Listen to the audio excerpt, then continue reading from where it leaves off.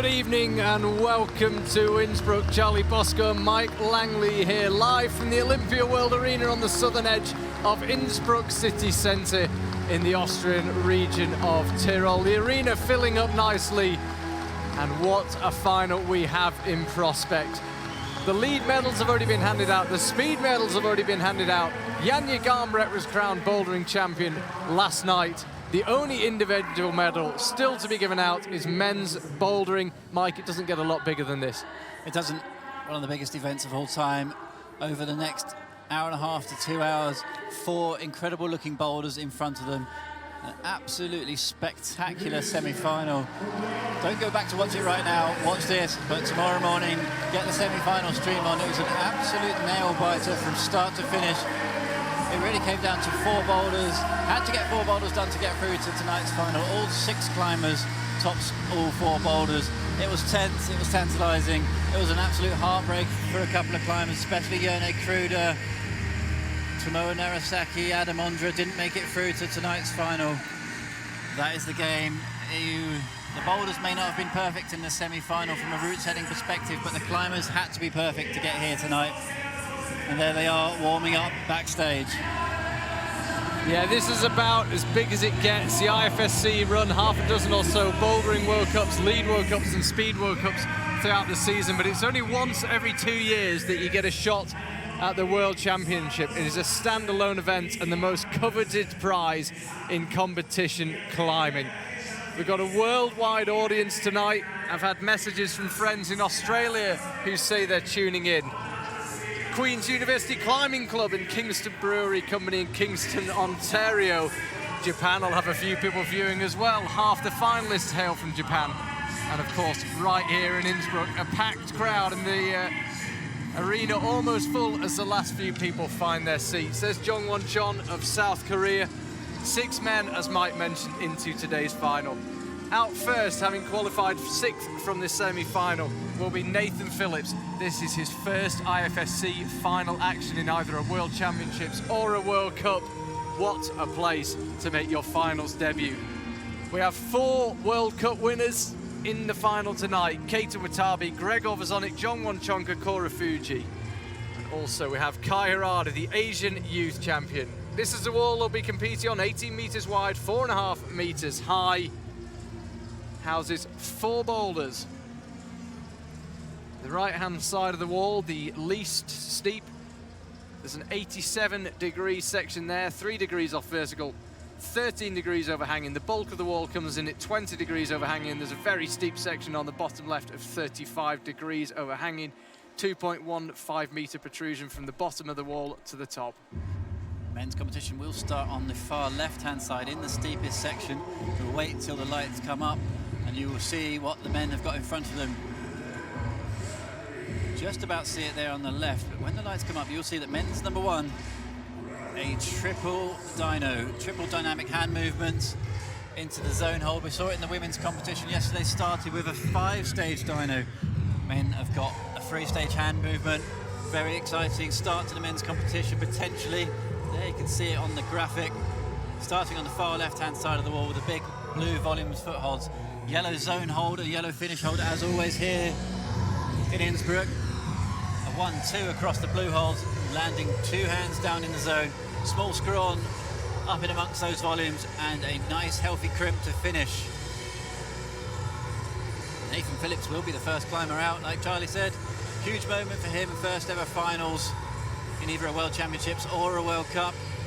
Nathan trained with him, climbed with him, route set with him back in London occasionally, and couldn't happen to a nicer guy, and he's been training so hard for this moment. His whole entire climbing career boils down to tonight. He was put through the emotional ringer in the semi-final. He topped all 4 boulders in the semi-final. And then he had a long wait to see if anyone could surpass him. And Jerne Kruder, the reigning overall World Cup champion from 2018, came out, and if he'd done the last boulder, he would have knocked Nathan out of the final. And Nathan must have been watching it, petrified he was going to miss out, but Jerne couldn't do the boulder. Nathan made his way through. He's had a few hours to compose himself, but there's no pressure on him, regardless of what happens. This is comfortably the best result of his climbing career. And a few times this year in the World Cups, we've seen climbers with no pressure on them deliver big results. Is tonight the night for Nathan Phillips?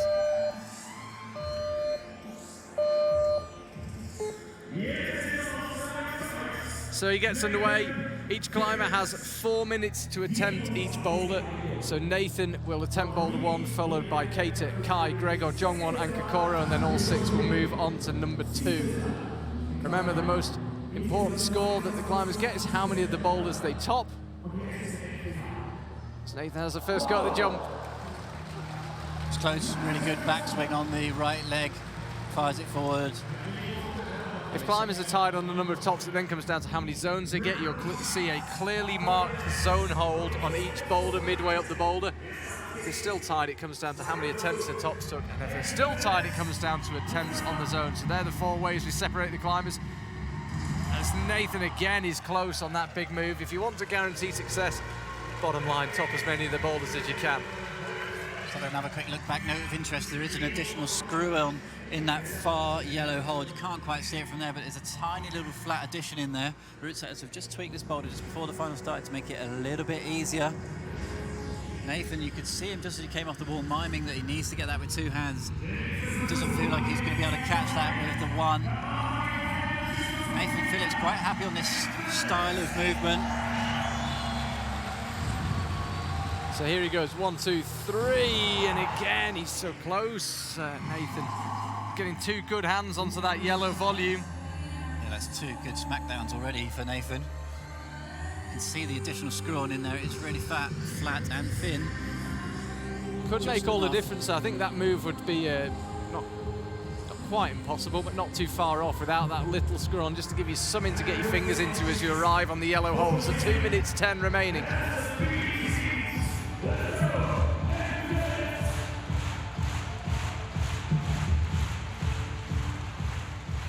Lost his coordination on that move that time. It does happen occasionally when you start to get close. Sometimes you start to overthink things.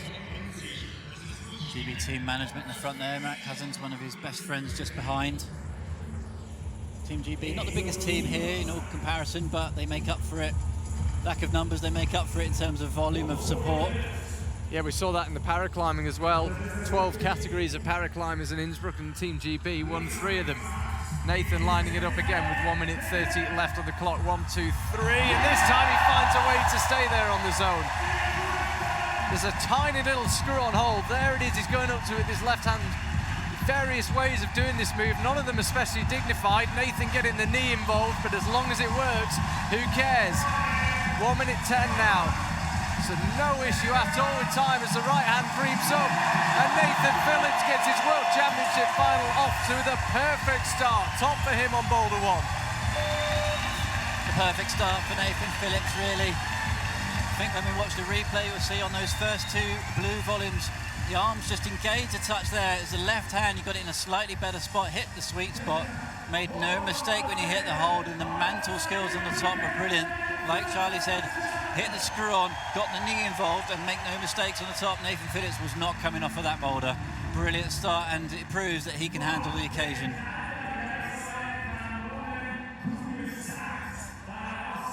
It's his 5th attempt on the boulder, Nathan. Persistence rewarded. Once that right hand landed, there was no way he was letting go of that. Hashtag IFSCWCH if you want to get in touch on Twitter. Charlie Bosco and Mike Langley here from the Olympia World. I feel like the emotional roller coaster is just begun. Yeah, I think it has. In the semi-finals, as we talked about earlier on, so many tops. They're coming thick and fast. Any mistake punished. You had to do every boulder and you had to do it quickly. Complete contrast to the women's final last night, where there were hardly any tops. A top was enough, one top, a solitary top was enough to get you on the podium. What type of final will we get here tonight? Is this boulder toppable for all these climbers, or is Nathan Phillips just having an amazing evening? Time will tell. Yeah, Here's Keita Watabe, winner of the World Cup in Nanjing last year in China. I think it's a really good point you make there, Charlie. I was just racking my brain there myself. just trying to calculate, is this boulder very doable, or is Nathan Phillips absolutely on the form of his life?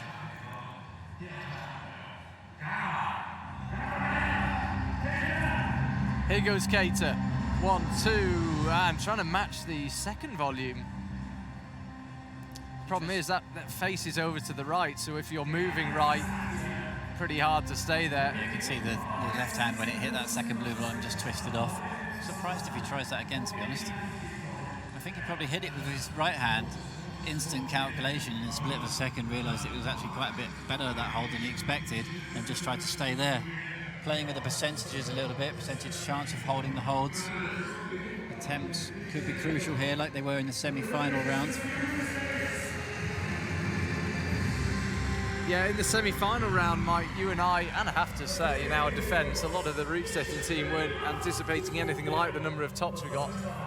And I have to say that the final boulders look slightly easier than the semi-final boulders, but looks are often deceiving in climbing.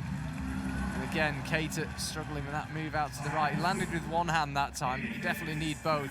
Really struggled to stop that much momentum on the fingertips of just one hand. Yeah, these boulders, we saw it last night, the progression that the climber can make throughout their 4-minute time period is quite staggering. A million miles away from it in the first couple of attempts, and they just learn and learn and learn it, and every time they go, be very surprised if Cater doesn't find the zone on this, the big yellow hold. He's getting closer and closer now.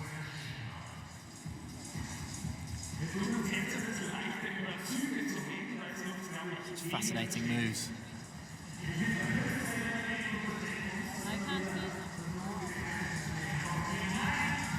Here goes Cater. Ready again. 1, 2, 3, and again he's trying to land it with one hand. Yeah, we saw Nathan, when jumping there, stayed really open on the wall. Cater's twisting quite a lot at the moment. Big twist left, then big twist back to the right. Saw Nathan much more square onto the wall. Mike, you're a professional route setter. Basically, the reason you want to avoid that twist is because your left shoulder will just pivot you off the hold. Yeah, you're trying to not only catch the hold, but you're fighting the sort of the rotation of the body at the same time. And the body, when you're on a move like that, weighs quite a lot, and you've not got much on your hand. So any sort of rotation is just going to peel the hands away from the hold. And it means if you're twisting, you can't really focus your eyes on the hold. That's how you do it. So Cater finds a way this time. Now he's got the Nansel shelf. He's found the tiny little screw-on hole for the left hand. Can he find a top? Cater Watabe, previous World Cup winner. Could he become a World Championship winner? He's off to a good start. 30 seconds to spare for him, and he got that on his 4th go. Yeah, one go quicker than Nathan. It took him longer in terms of time, but remember, it comes down to how many tops you get and then number of zones and attempts. So attempts are what we're measuring, not time. And he took 4 attempts to Nathan's 5. We were talking about that body rotation. You saw that time how square on he was to the wall. Relief, I think, to get the first boulder under your hat.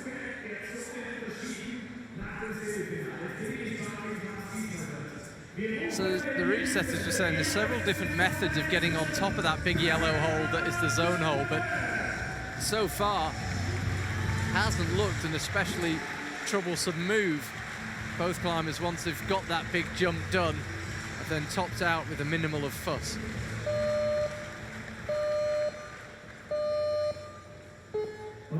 Kai Harada now, Asian youth champion, bronze medalist in the Youth World Championship in bouldering a month ago in Moscow. Here he is in the senior version, his first attempt at the big jump.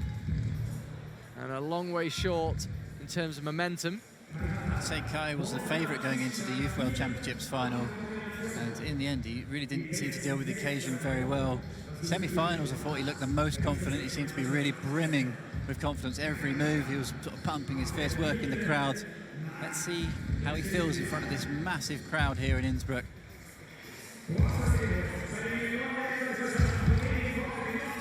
Lines it up again, looks like he's going a bit faster this time. That's how you do it from Kai Harada. Nowhere near on the first attempt. Second attempt, he's already onto the zone and moving away from it. This is a brilliant start from Kai Harada. Can anyone do this boulder first go? Kai couldn't quite manage it, but he brings it home on the second attempt. Talk about progression on a boulder. The first attempt basically did nothing, and second attempt smashed it. Pretty sure Kai might be kicking himself there. He could have flashed that. Talk about all or nothing. That was nothing then all. Kai Harada, I think, was planning to try and do that jump perhaps in 2 movements and stop halfway. I'm not sure what he had in mind the first attempt, to be honest. And as you say, he'll be doubly frustrated because on the second, it didn't seem to trouble him too much.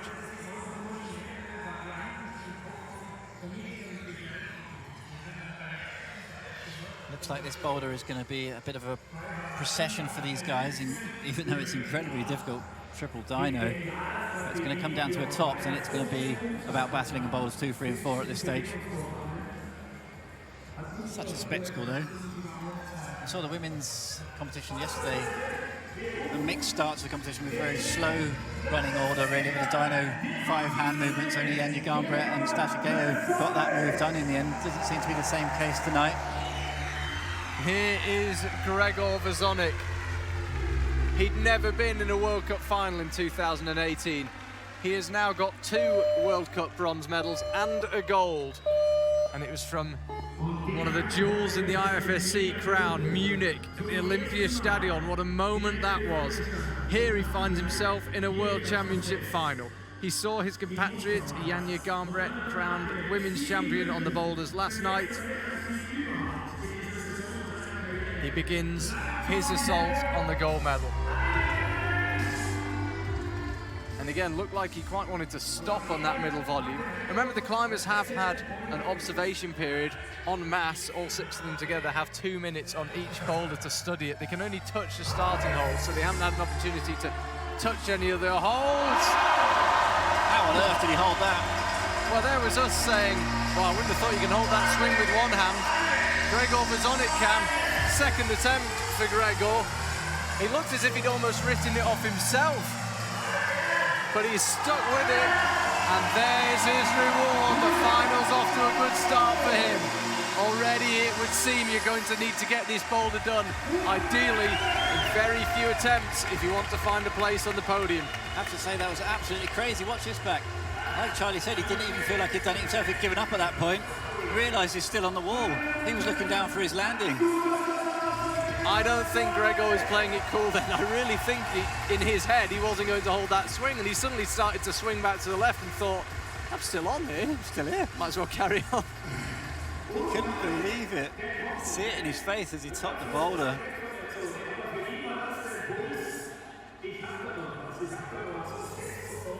Well, hey, if you're in it, you might as well win it.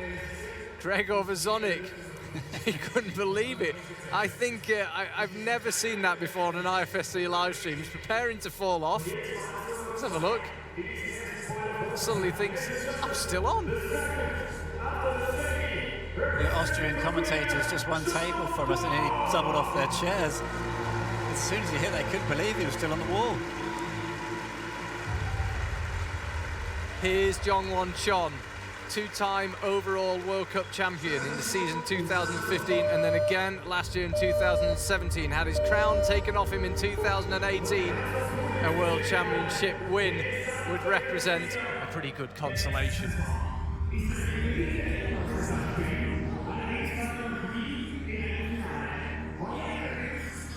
Here he goes. First attempt for Jongwon Chon. Oh, no problem with the jump.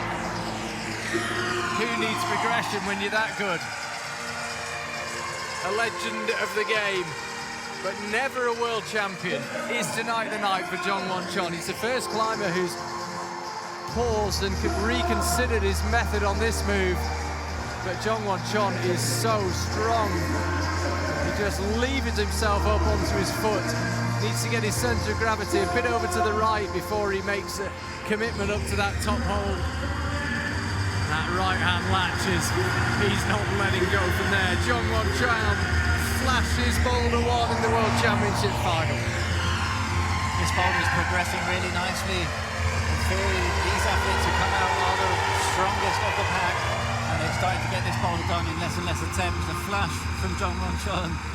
Let's have another look. got the technique down straight away, almost went too far on that hold. His right hand slapped at the back of the hold and dragged back down onto the good edge. Then started to really consider his options on the top. He definitely didn't want to make a mistake up here. A flash at this stage in the competition puts him in the perfect position. The dream start for Jong-Won Chon. Climbers coming in reverse order, to how they qualified in the semi-final, although to be honest at this stage the order is close to meaningless. You've got 6 of the strongest climbers in the world and there's not much to separate them, but Jong-Won Chon showing his class there.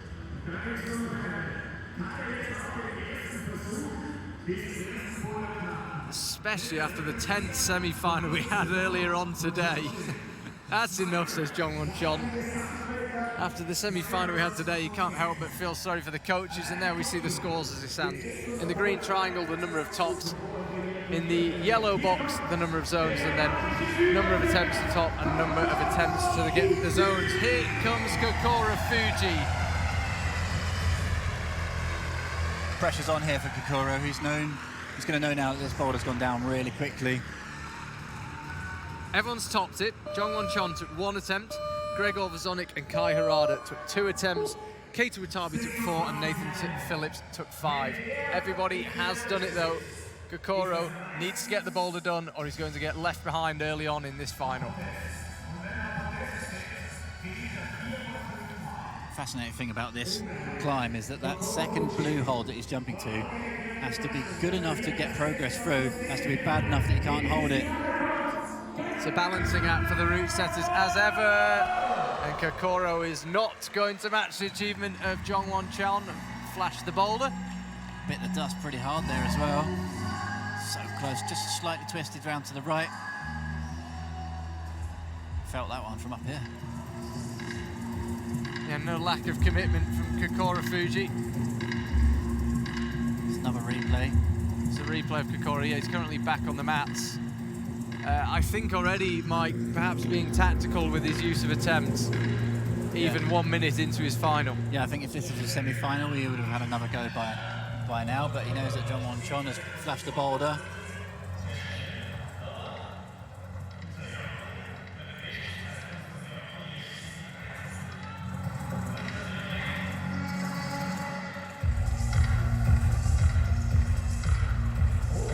Not quite getting the momentum across at the moment. Seen successful attempts with the one hand, but two hands definitely seems to be easier if you can get the left hand to match your right hand quite quickly.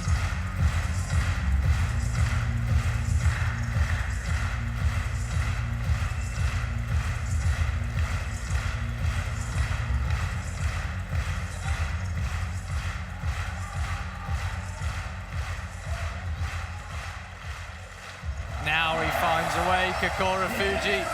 Straight up to that tiny screw on with the left hand. He's a taller climber, which makes this move a bit harder. There's just a bit more limb to fit in between these close together holds. But flexibility, mobility, all paying off for Kokoro. Right hand lands. Now just the formality of the left hand joining it, and there it is. So everyone tops the first boulder, but already we have a bit of a separation between the climbers. Jong-Won Chon taking the lead by the fact that he flashed it. He got it first go. In terms of the number of attempts to get that boulder done, the route setters have done their job there. Spectacular move. Bit of separation between the athletes. Final look at this jump. Classic 1, 2, 3, and the fourth hand comes in. Looks like there could be a little touch of blood on the underside of that yellow hole. Be interesting to see if that develops later on. We saw a lot of bleeding in the female competition last night. Certainly affected some of the athletes. Won't give the game away too much if you haven't watched that, but there was a lot of blood and a lot of athletes suffered for it. You make it sound like a mixed martial arts, but it felt like that at times. It was a brutal final. There we can see the leaderboard as it stands there. Jong-Won Chon leading by virtue of having required the least attempts to get his top. This was Nathan Phillips.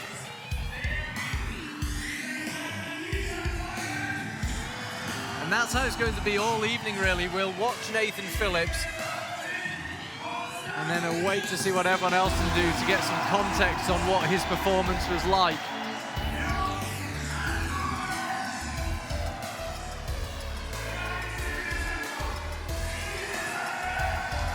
There's Gregor Vazonik.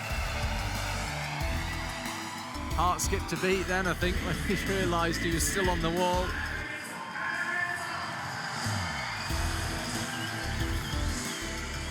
That was Jong Won-chon. He got it first go. And I think this is Kokoro Fuji. It is creeping into view. Kokoro, the highest ranked of the climbers, coming out of the semi-final. So, for those of you just joining us, good evening. Welcome to the Tyrol, this beautiful mountainous region of Austria, and specifically the Olympia World Arena in Innsbruck. This is boulder number 2 that the competitors are going to be trying out. It's on the slab on the far right-hand end of the competition wall. And if it looks like that isn't many holds to make an awful lot of progress, You're right. yeah, looks are not deceiving. Yeah, one thing to note when we do focus on boulder number 2 is there's a yellow zone hold. There seems to be yellow zone holds throughout the competition. There's a tiny additional screw-on added onto that. That wasn't there before the round was preset, and they've added it in the last couple of hours. Toned down the boulder very slightly. Of course, the route setters preset these routes in the week preceding the competition, but then there's a constant process of tweaking and judging and trying to decide if you've got the level right on each individual boulder across the whole of the round.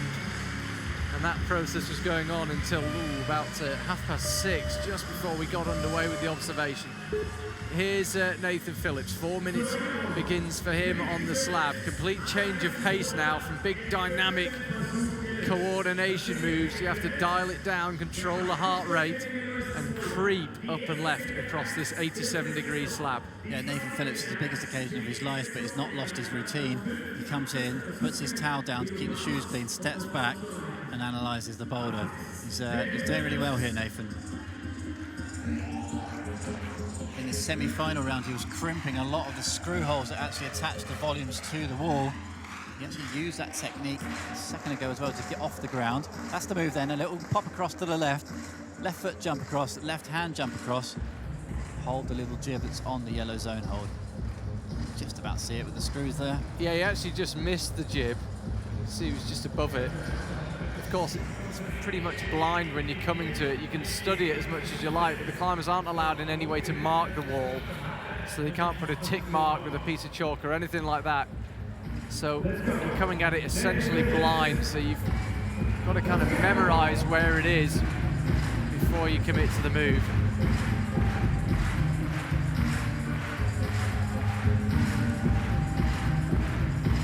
It's a pretty good first attempt from Nathan. There you can see the little screw on inside the bigger hole that he's aiming for. And again, he's above it. He doesn't seem to have found the balance point for the left foot at the moment. Extremely vertical, that left foot volume, actually. It's really hard to put any power through it. I feel like the more power you try and put through it, the more chance there is for your foot to slip off. See the route setters there actually filled a lot of the bolt-on hole attachment placements with additional screws. There's no way you're going to drill your toes into any of those placement holes. Climbers will always find a sneaky way through everything. Like I said, Nathan is crimping a lot of the screw holes in the semi-final round. See it just on his left hand there, he's just digging his fingernails into that volume.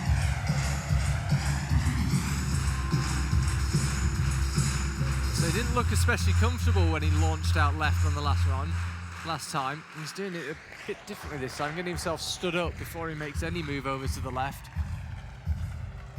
I think he's going to go from a bit further away, maybe. Yeah, I think he's just trying to gain a little bit of height so that he can place his left foot a bit better.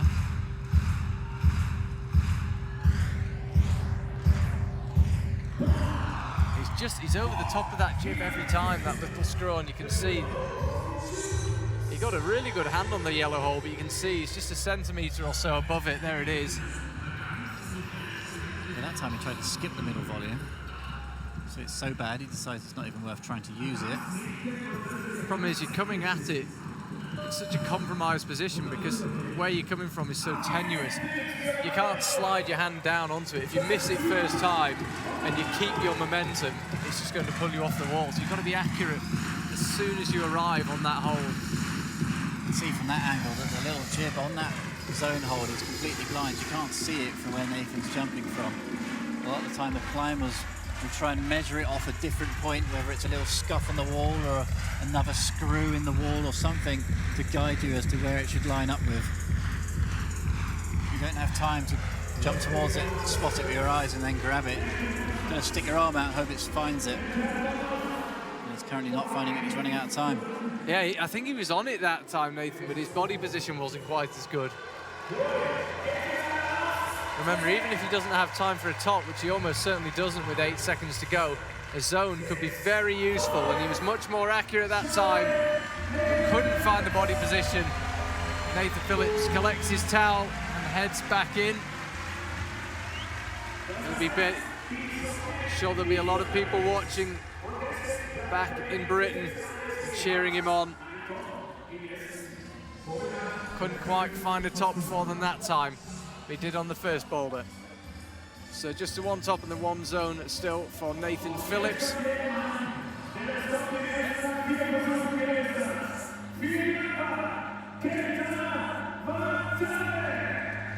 First of our 3 Japanese climbers out onto this second boulder. Here's Keita Watabe, a former World Cup winner. He has the caliber. Can he deliver here in Innsbruck? 4 minutes begins. We had 1 or 2 problems with the clock earlier on today. I was hoping we weren't going to have another. Those beeps sounded slightly ominous. Nothing wrong, it does start ticking as it should.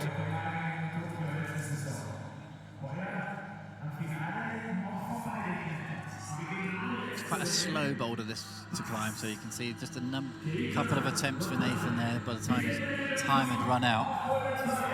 Slabs generally climb quite slowly. It's not a sort of move that you can rush. Just teetering along. Straight onto the zone, Keita, but he couldn't quite stay there. Makes you realise, sorry Mike, how small a movement can cost you here. I mean, he's so close to the wall, but as that right arm just began to rotate away, his centre of gravity moves away. Yeah, he didn't even have the jib in his hand that time and nearly held the hold. I think if he can hit that, and he skips the middle volume as well, first try. That's really interesting. Interesting route reading that he's decided that's not even worth using. It took Nathan an attempt or two of trying to use it to realise it wasn't very good. Keita's coming out and missing it straight away. I think if he finds this little screw-on jib, could be in here. Yeah, that was a very promising start from Keita Watabe. Got over 2.5 minutes remaining, time for at least 2 or 3 good goes should he need them. And now we're going to see the top half of this boulder for the first time. And there it is. And Keita Watabe wasted absolutely no time. Yeah, from the very first moment he stood on that boulder, it seemed to be a bit of a procession for him. Really short climb. Pulls on, jumps, hits the zone hold, and just pings for the top. Oh, there it is. Keita Watabe cruised that boulder. Wanted the crowd to get engaged before he topped it and after. Those sort of blind jumps can be really interesting. Sort of hold you could get close to all day and never stick. Keita just looked like he almost didn't need that additional hold on there. I think he could have done that if there wasn't anything on there at all. As you said, Mike, it was added by the route setters relatively last minute. So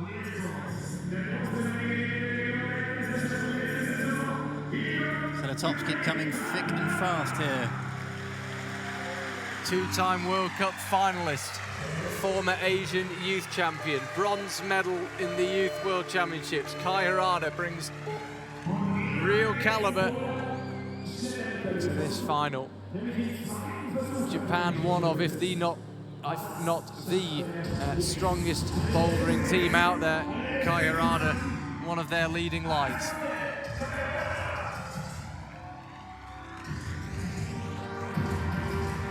Opting to use that left-hand volume at the moment just to get the balance point. Seems quite comfortable on it.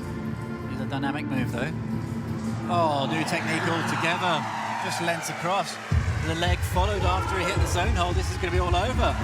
Kai Harada's been on the stage for 35 seconds and he's got a top. He'll head back inside with it in the bag, and that is enough for him to take the lead, albeit temporarily. We saw behind the Japanese coaches there, Jakob Schubert nearly found himself in the final in front of his home crowd. Let's have another look, slightly different method. Lent off the bottom red foothold, hit the zone, and the left leg automatically followed. Slightly different method to what we saw with Keita. No issues on the top move, hit it with one hand, very comfortable indeed. Second hand comes in for the match. Easy boulder.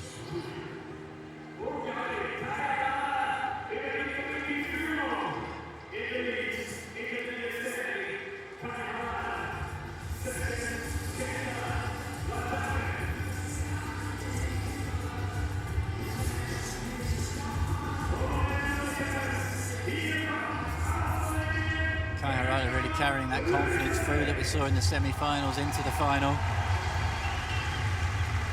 The showman of the final, Gregor Vezonik, comes out then. Always got that sort of splodge of chalk on his forehead. It's been one of the stories of 2018, the rise of Gregor Vezonik from mid-table, sometimes semi-finalist to absolute crusher and World Cup winner. The season may have the dream finale. I thought you were going to say the splodge of chalk on his forehead was the story of the season. Maybe from a fashion point of view, yeah. I mean, not always known for his fashion statements, competition climbing, so he doesn't have much competition on that front, but he's got a lot of competition on the wall. Gregor Vezonik now getting his attempt on number 2 underway. Instantly jabs the left foot out. And was looking quite solid, but then slipped suddenly. Yeah, that was the same body position as Kai Harada, but just it shows you how it shows you how tenuous the position is. It's amazing with these slabs. In the space of 4 minutes, watching one climber, you can go from thinking, well, nobody could do that, to anybody could do that.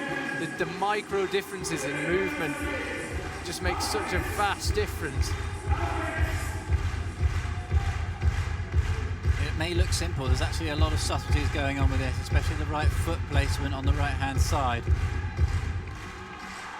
A bit like Nathan's just missing that move to the screw-on jib.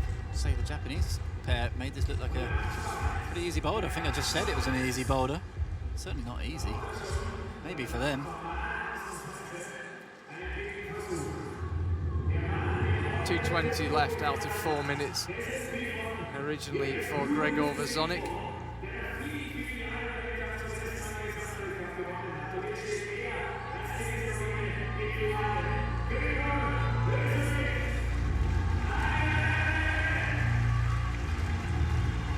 See him not looking 100% comfortable at the moment. He seems to be using that left foot and putting a lot of weight through it at the moment. And it does slip again. We saw with Nathan after a foot slip on there, he recalculated and jumped out to the left, skipping that middle volume. Keita missed it off the bat. Kai used it. Gregor's struggling to use it. You see it again. Once it slips, got very little chance of hanging on to it. Needs to just stay positive here, Gregor. He's look a bit frustrated. Wondering if he's missed something perhaps, but he hasn't. Just needs to keep learning about this body position, be precise. Is he going to go all the way across? Surely he can't get out of that position stably. Gregor Vezonik can. Lining it up for the top now. Right hand lands, left hand lands. Gregor Vezonik finds the top. Now, a minute ago, I don't think you'd have believed he'd be topping the boulder. I think that's the third, possibly fourth technique we've seen on that one already. Used his flexibility to his advantage there. Managed to find something out the right-hand side of that volume and stretched his left foot all the way across. Teetered it across. At that point, hit the zone hole perfectly that time. Couldn't believe it. And the big jump to the finish hold.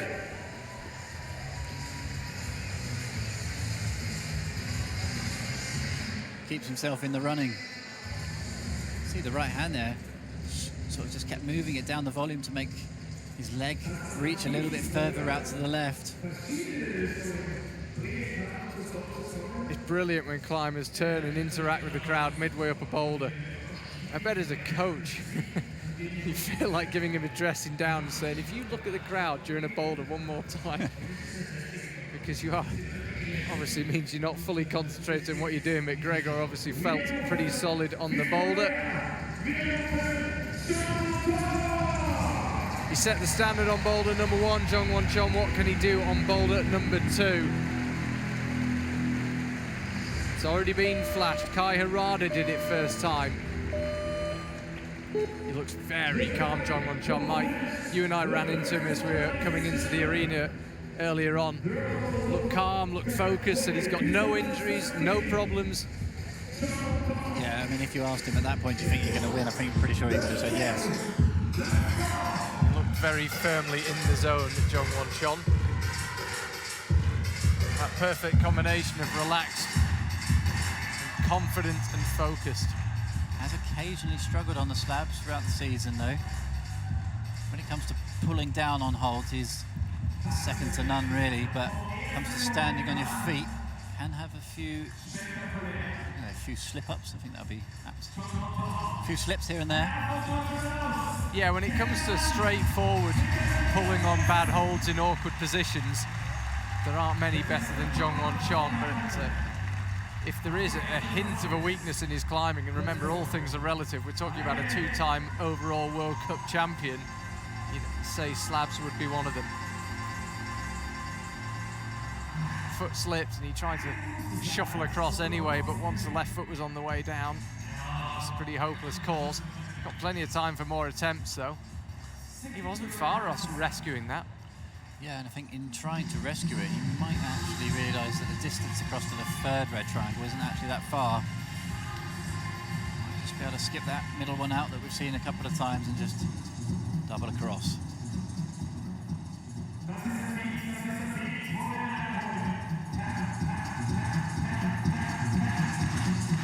Now with just under 2 minutes 20 left, he's approaching the halfway mark in terms of time, Jongwon Chon. Stabs out again with the left, he's just underneath the jib. Instantly got down on the mat and nodded, as if to say, okay, I think I know how to do this. Yeah, that was like a nod of understanding of the boulder, I think. Shoe choice always so critical on these slabby volumes. Quite a medium to stiff pair of shoes he's got on at the moment. Quite hard to get maximum rubber down through the reduced flexibility in the shoe.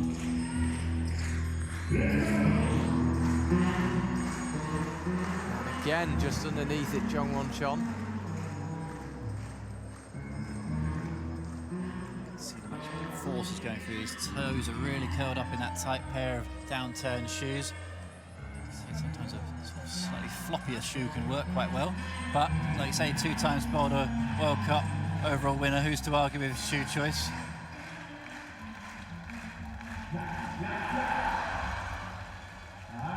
Instantly asks the brushers to do their thing and give the holder clean.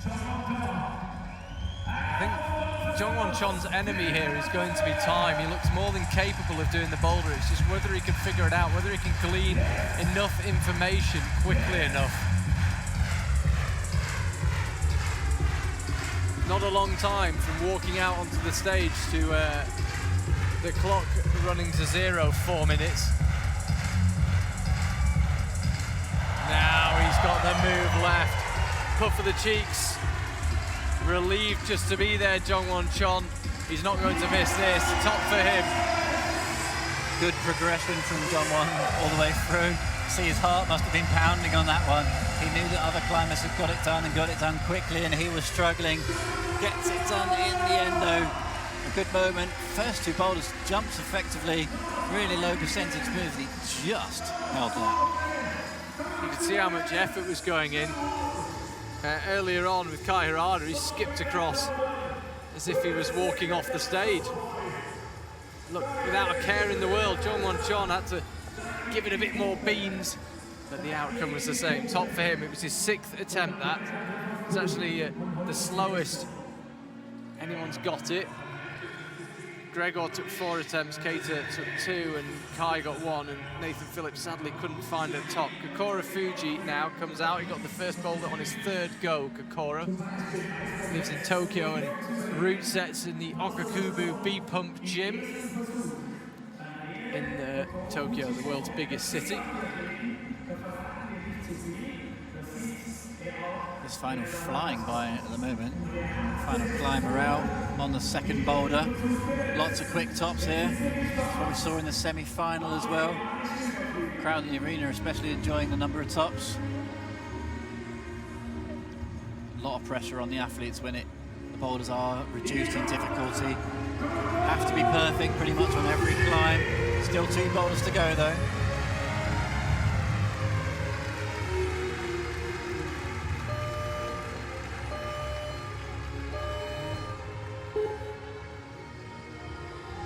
Minutes begins for Kokoro.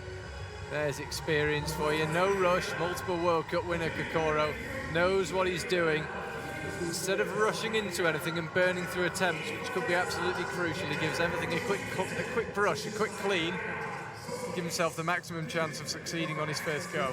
Yeah, we saw it with Adam Ondra in the semi-final on the same section of walls, same colour of volumes, really struggling to stand up, possibly due to dirt on the shoes or quite sure what it was. Kokoro seems to be making no such mistake. Like with Jongwon Chon, that left foot just skittered out. I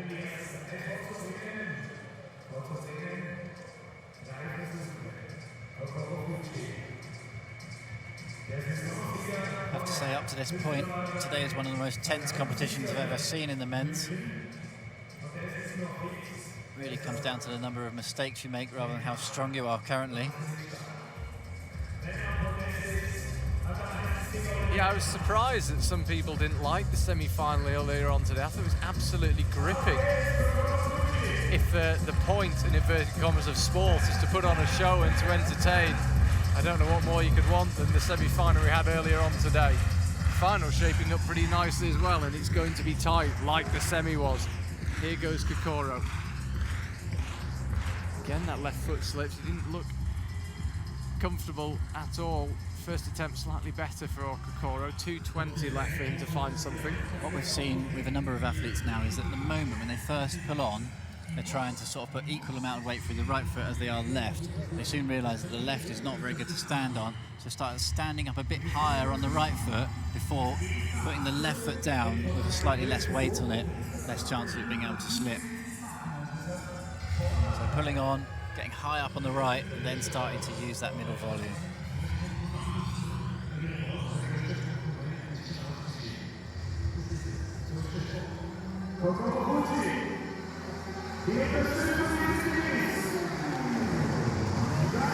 Kokoro tries again now with 1:40 left on the clock. More than half his 4 minutes has elapsed. There he goes this time. He did go much higher up on the right, got his weight established on the wall before putting the left foot down. Again slips on it though. Kokoro's in danger here. He took 3 attempts on the first boulder.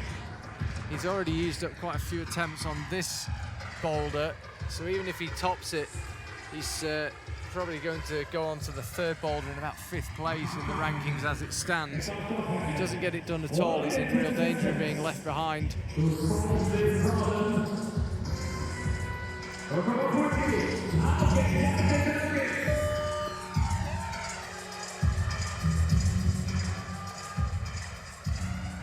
So can he keep that left foot in play? Now it's the right foot that goes. It's not one thing, it's another. Japanese coach is living every moment with him.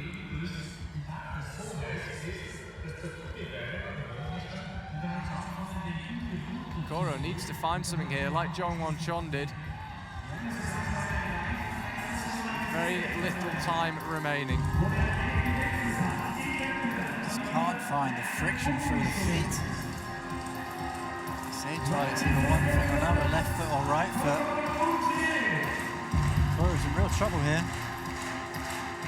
Not only needs to top, but now that he's got 12 seconds left, he needs to do it quickly. And he's not going to try again. Well, that is a big shock on boulder 4. And Kokoro will have been well aware of how quickly that boulder was being done by his competitors. Yeah, interestingly, he didn't have anything to wipe his shoes. We saw that with Adam Ondra early on in the semi-finals. Was that the thing that made the difference, just a little bit of extra rubber contact, or was it just not his scene? And there we see it. Kai Harada currently leading the way. He's only needed a total of 3 attempts to get his 2 tops. Gregor and Keita make up the rest of the provisional podium as we head on to Boulder 3. Have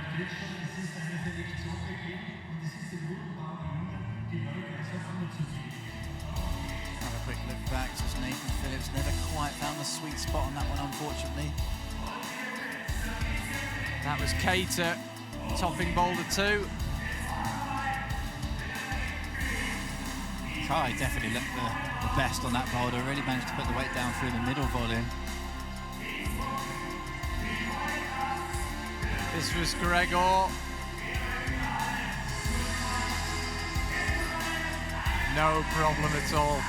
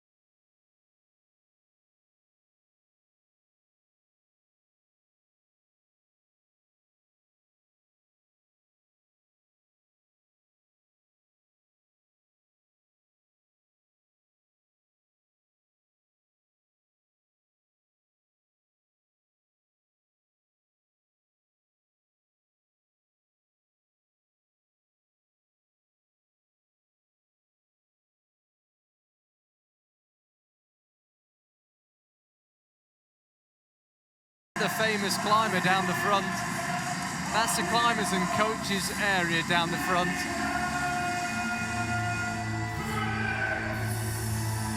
Here's Nathan Phillips. Needs to get on the board here, Nathan. 6th in the final as it stands. 1 top on Boulder 1, 5th attempt.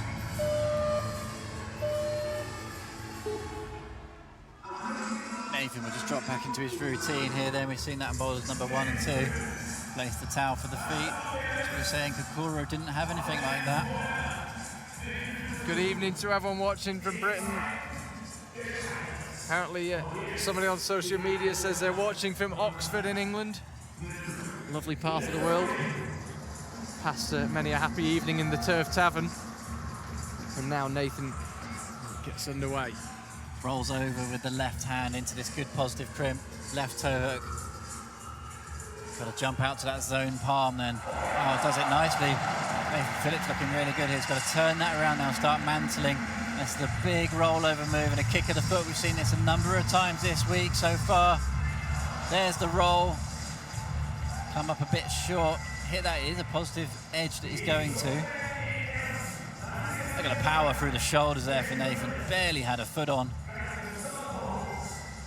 90% of the weight was on his left hand there, just before he got established properly. Yeah, this rollover coming up, we've seen this quite a popular move this weekend. We saw it both semi-final rounds.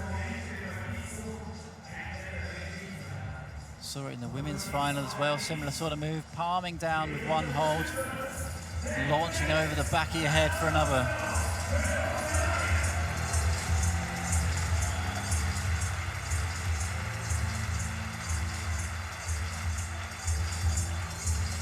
So with 2:25 left on the clock, Nathan pulls on for another go.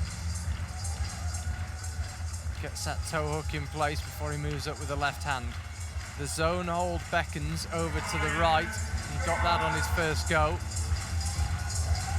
And he's back there. Feet just skitting around, but he gets them back on.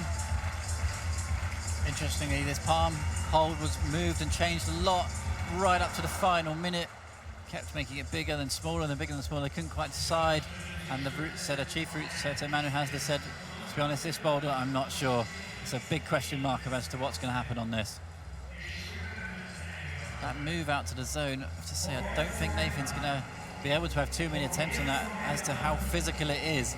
Absolutely brutal across the shoulders, and you don't have that much power in the shoulders for that long. Quite deceptive, that move from front on. It looks as if it's not taking too much out of you.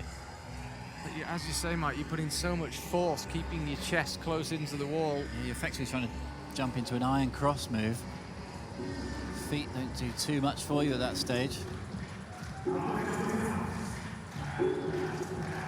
That's the hold that he's going to after the zone hold.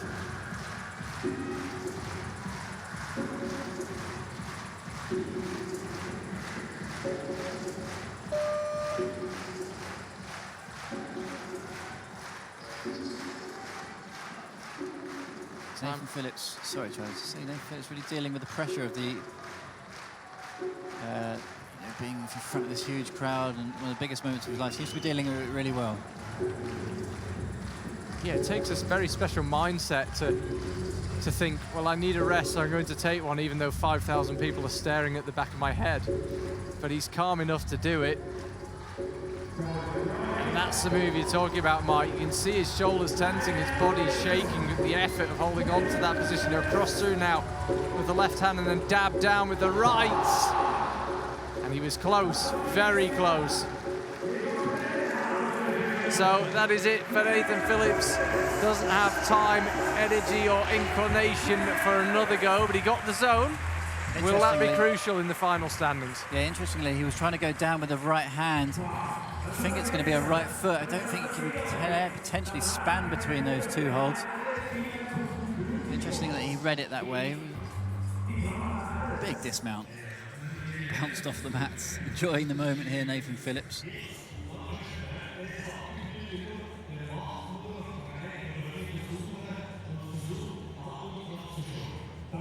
So we await the arrival of Keita Watabe. There he is in the doorway. And here he is on the stage.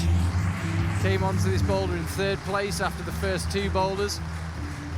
Topped both of them, and they required a total of 6 attempts.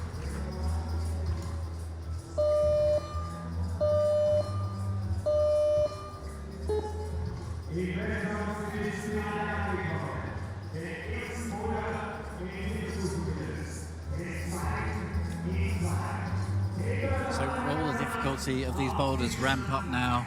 2 climbs left in this competition. Boulders 3, boulders 4.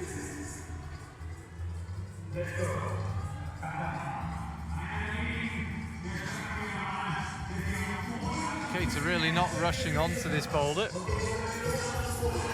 No, they might have the sniff that this might be a final of number of attempts to tops rather than a number of tops. Taking his time.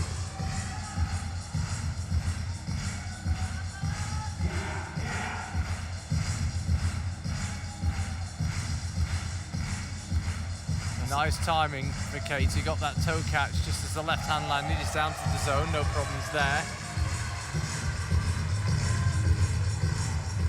Goes to the left hand. And if you don't either get the right hand down, as you say, Mike, or more likely the feet out to the right, you haven't got much chance of holding on to that hold. Yeah, the thing is with that as well, it's pretty blind as you jump over. It's sort of tucked around the corner, that hold. And you're also effectively snatching to a crimp at full speed.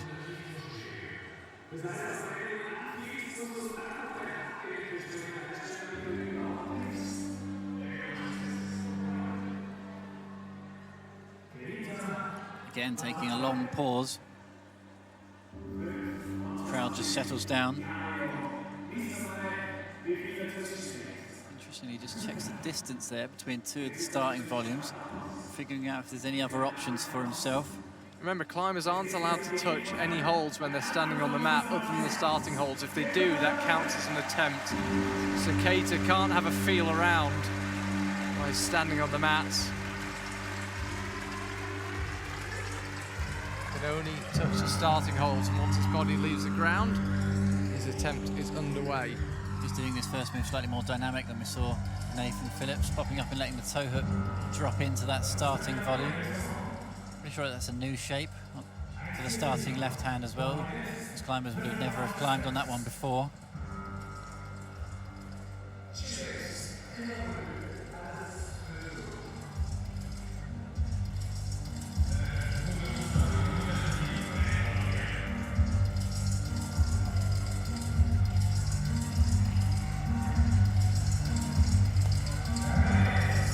Watabi now, 1 minute 15 left. Toe hook goes in first this time. Much more higher percentage chance of that working. Just about to say he has no issues jumping out to that zone. I think it was the foot that went there. Yeah, he didn't have any problem getting there. It was staying there that was the issue. It was the right hand that went in the end, my mistake. Just slips off. Like I say, the route set's changed that hold a number of times just before the competition started. I think they ended up with the original. A lot of times the route setting, especially when on the big occasions the nerves can get to you a little bit, you start making drastic last minute tweaks. In the end, they had the confidence to stick with their original decision. Such a finite skill, getting the level right on these boulders. Case is struggling. Yeah, Case is actually not progressing on the boulder. It looks as if each attempt is getting further away. What can he pull out of the bag here with 20 seconds to go? IFSC World Championship final, boulder number 3, climber number 2, Katie Watabi. 4 more still to come and attempt this boulder. 10 seconds to go now. Tries to bring the right foot up next to the right hand. Slapped with the right hand for that tiny little print. We saw him on the mats just measuring a distance between a couple of holes in the wall, and that's what he must have been trying to figure out. Is there an option to go hand to foot? The Japanese team's flexibility overall is incredible, and he obviously thought that he might be able to wiggle a toe up next to the handhold. Hip flexes in overdrive there, trying to get the foot up high.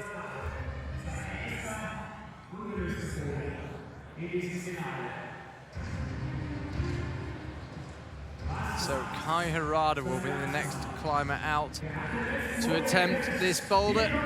See the scores as they stand. Katie Watabi leading the way, 2 tops and 3 zones, but remember 4 climbers. Kai Harada, Gregor Vazonik, Jongwon Chon and Kokoro Fuji yet to attempt this boulder. Here is Kai. Looked comfortably the best climber on boulder number 2. Absolutely strolled up it without a care in the world. What can he do on number 3?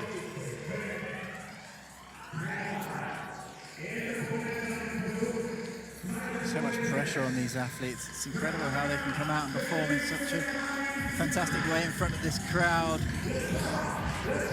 Kai, like you said, doesn't seem fussed at all on boulder number 1, and he looked really confident there, also just a slip. Said it going in from the semi-final, his confidence just seems so high that he just seems to be lacking concentration slightly on certain moves.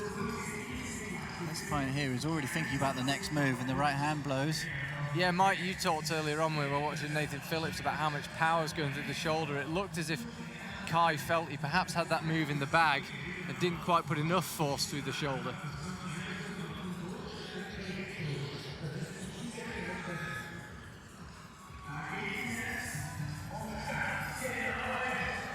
Now he's pushing hard on it, and he stayed there a little bit longer on that zone hole, but still couldn't stay there long enough.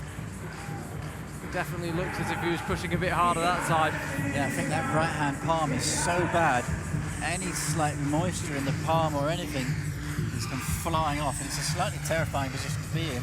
All of a sudden you just drop down as the palm rips off. Putting the force through it there. See how bad that hold is.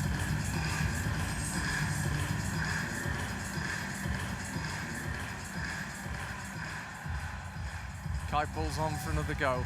Just over half of his original 4 minutes remaining. Needs to get the feet on.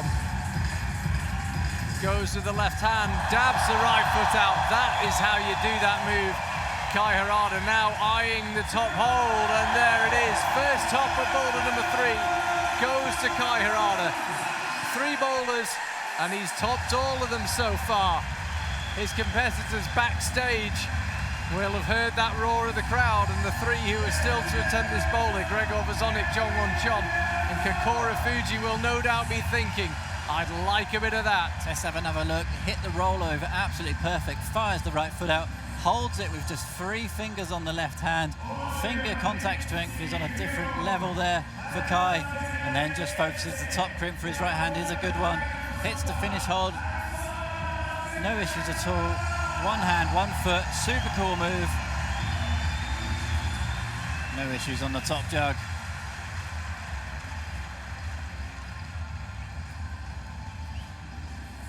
So Kai Harada applying real pressure. Gregor Vezonik and Jongwon Chon both topped for the first 2 boulders, but neither of them can actually overtake Kai going on to the 4th one because of number of attempts.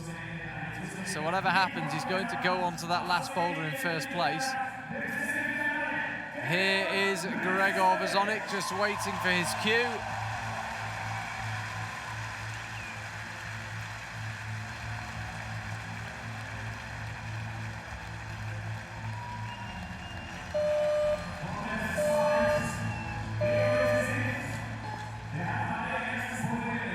Perfect combination of just being relaxed and focused, it seems, with Gregor tonight. Smiling when it's appropriate, dialing it down and getting the job done when that's appropriate as well. You see, just before his 4 minutes begins, he just closes the eyes, shakes the tension out of the neck. Could do with getting this boulder done and getting it done very quickly if he wants to stay with Kai Harada. He's off to a good start, got the left-hand crimp and the left-hand toe catch nicely, and as we saw with Kai Harada, palm lands, but he can't stay there. Once the elbow gets a certain distance away from the wall, it's very hard to then shove it back in and get that force through the shoulder. Yeah, it's a really quick move to a hold that's effectively facing conventionally the wrong way. Got to be able to get some weight through the palm slowly, which is not easy when you have to jump to it. He's got the timing sorted as he did on the first go with the left hand and left foot. Now he goes out with the right. He's maybe going at that a little bit too hard. He's having to absorb the momentum with the right arm a bit. Yeah, I think he's sort of looking a bit overpsyched on the move, if you know what I mean. He's sort of like really going at it like the move's harder than it actually is.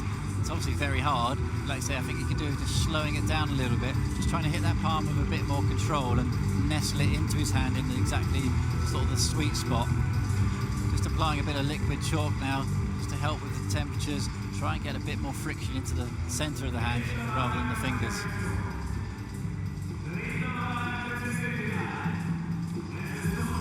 Bit of blood possibly there on his right hand, Gregor.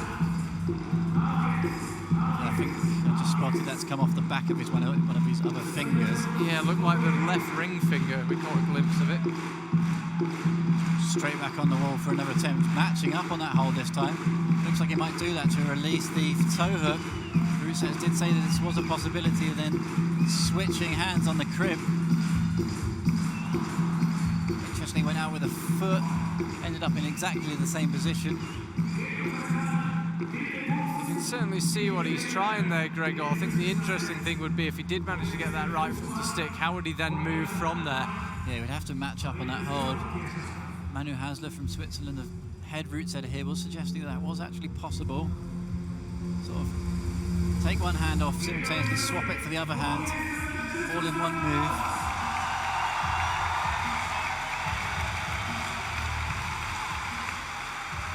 Needs at least a zone here. Gregor Vezonik needs to get something on the board.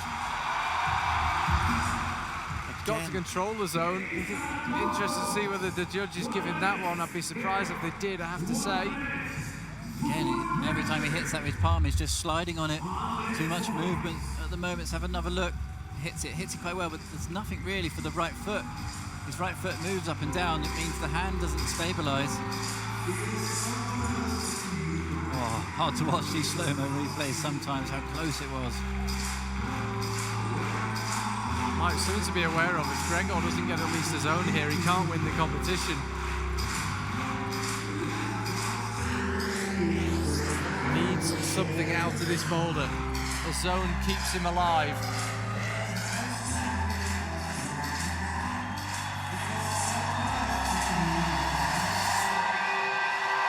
That's control, so he's got the zone now, Gregor. comes through the left hand, and he's not going to find the top.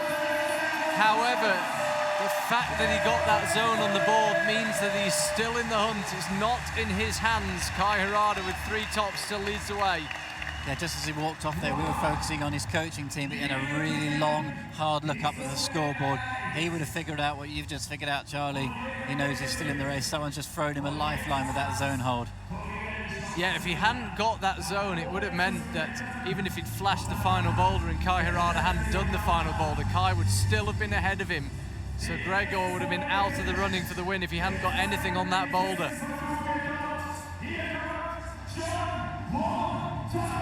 Here comes Jongwon Chon. He can't move into the lead. Kai Harada is going to lead as we go on to the 4th boulder and have the possibility of the win in his own hands. But Jongwon Chon, with a top here, can make it very, very close going on to the final boulder. He's currently got 2 tops. He's hunting down a 3rd. I think Jongwon Chon's going to enjoy this boulder. It's the kind of boulder you don't want to curse him. It's the kind of boulder you think he would get on well with. Plenty of oomph required, as well as clever movement. Oh yes, so much power through the shoulder. He's looked more comfortable on that move than anyone else. Barely shook. Didn't really betray any effort at all. There goes the left hand, there goes the right, and he's close. Jongwon Chon, this looks very, very doable for him. So close for him there. I thought he might have been on for a good shot for a flash. He really, really took his time throughout that move. Got the right hand palm into the perfect spot. It was the left fingers just peeled off there. Let's have another look at the hands. Left little finger went, then the next fingers followed. That was desperate. We saw with Kai Harada the same thing happened, but he just managed to hold it. Brilliant close-ups. ORF, the Austrian national broadcaster, providing us with our pictures. Those cameras really doing their job. Fantastic close-up. Jongwon Chon, I think, feels like he really knows he can do this boulder, so he's not in any rush. And also, attempts could be so crucial that he just thinks, I'm pretty sure I can do this on my next go. So I'm not going to rush. I'm not going to use up any unnecessary attempts until I've had enough rest. I'm going to get on, and when I get on, I'm going to make it count. No problem now with the right hand. He'll stab through with the left hand and swing the right foot out, and there it is. Jongwon Chon looked close on the first go. He's very close. He's there on the second go.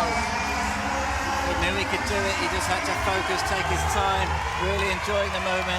He's going to go into the final boulder with the opportunity to win this thing. It was actually really close to falling off there. Individual finger strength on that crimp was amazing. And he is enjoying the moment. Fantastic scenes here in Innsbruck. Dancing on stage. What a showman. Let's have another look.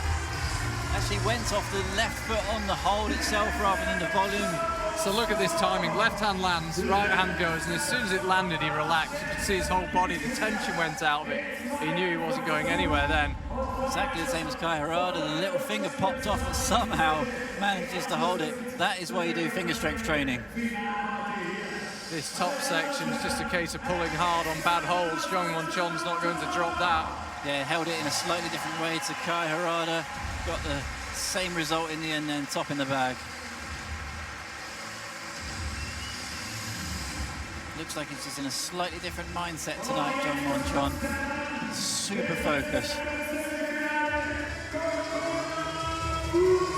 Here comes Kokoro Fuji. Can't help thinking on the slab, he was perhaps thinking about not using up too many attempts, trying to get a bit tactical. And as they say in motor racing, in order to finish first you must finish. And I think he might have been perhaps thinking about tactics ahead of just getting up the boulder, and didn't seem to quite be in the right headspace to figure it out. When you come out onto that mat, there's only one thing you're competing against, and that's the boulder. Starting to think about your opposition starts to put you off. Here goes Kokoro, no problem popping up with the left hand and the left toe hook simultaneously. Easily into the palm down first time. Eyes up, the big roll over crimp. close, just come off the left-hand end of that hold. Let's have another close-up of this crimp. Pinky popped. The rest of the hand went straight with it. It's amazing how climbing works, really. Your right foot has got to do so much. If it doesn't nail the right foot, the finger stroke is just not there to hold that crimp, considering the momentum you've got going over to it. It's a classic movement, good bit of root setting.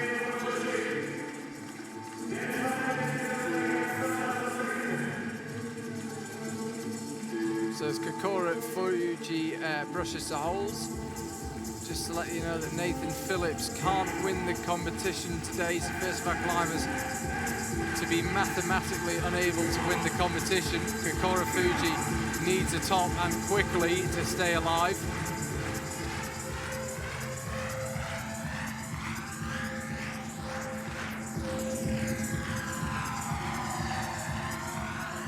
This time he gets the timing right.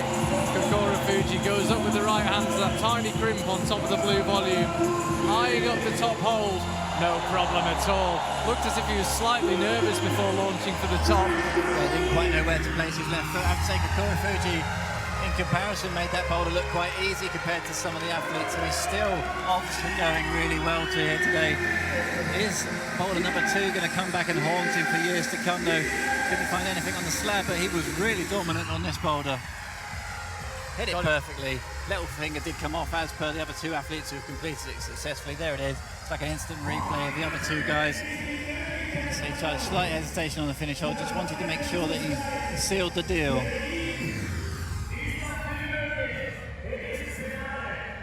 So it comes down to the final boulder. For Kai Harada, it's pretty simple. If he can get the boulder done first go, he's going to win the World Championships. For everyone else, it's slightly more complicated and they're relying on doing better than Kai Harada. First out will be Nathan Phillips. Sadly for him, any chance of a win is gone. Yeah, this is his opportunity to enjoy the moment. Hopefully he'll be in these positions time and time again. But for right now, in front of this crowd, he's just got to enjoy himself. There you can see the results as it stands.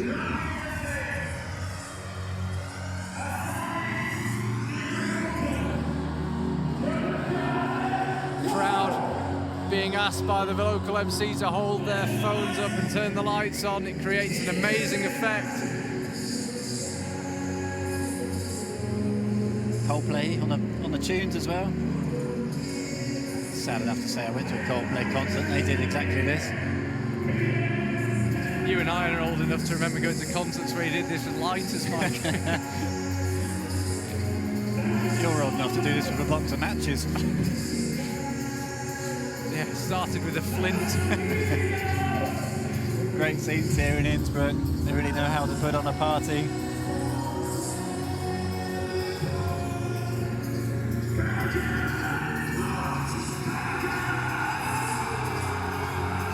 Crowd really getting into this. I can't imagine the athletes will be sending a Christmas card to their AMC though. They just want to get on with this.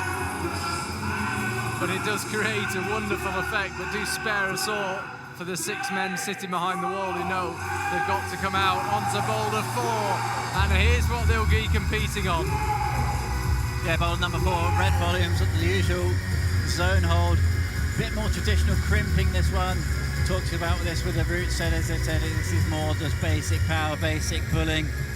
And with these athletes, the way they're looking tonight, I think this could go down quite quickly. I feel a bit risky predicting it, but to me this one looks all right. And a fascinating thing about this boulder is they tweaked it. They didn't change the hold, but they stuffed a tiny, tiny bit of paper behind the hold to adjust the angle of the crimp.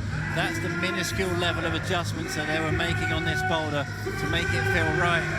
Really fascinating to see what's going to go down here. This is going down to the wire. Nathan Phillips, like you said, Charlie, he's out there just to enjoy himself now. I'm pretty sure he has enjoyed himself all day. The form of his life. Now we can just take a procession lap here. Nice to finish in style, wouldn't it? first top 10 finish in senior IFSC competition, first final obviously in senior IFSC competition, and he might well finish this final with 2 tops if he can get the job done on number 4. Not a bad day at the office for Nathan Phillips, and here he goes. 4 minutes begins again.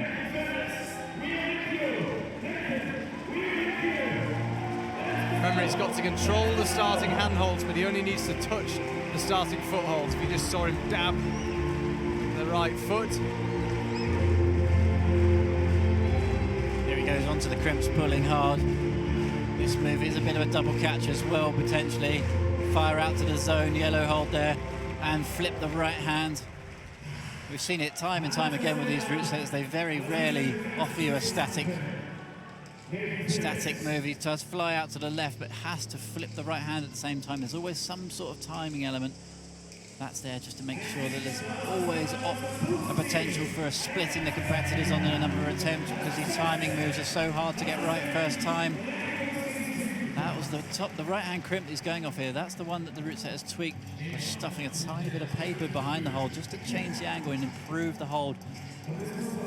Just a tiny, tiny bit.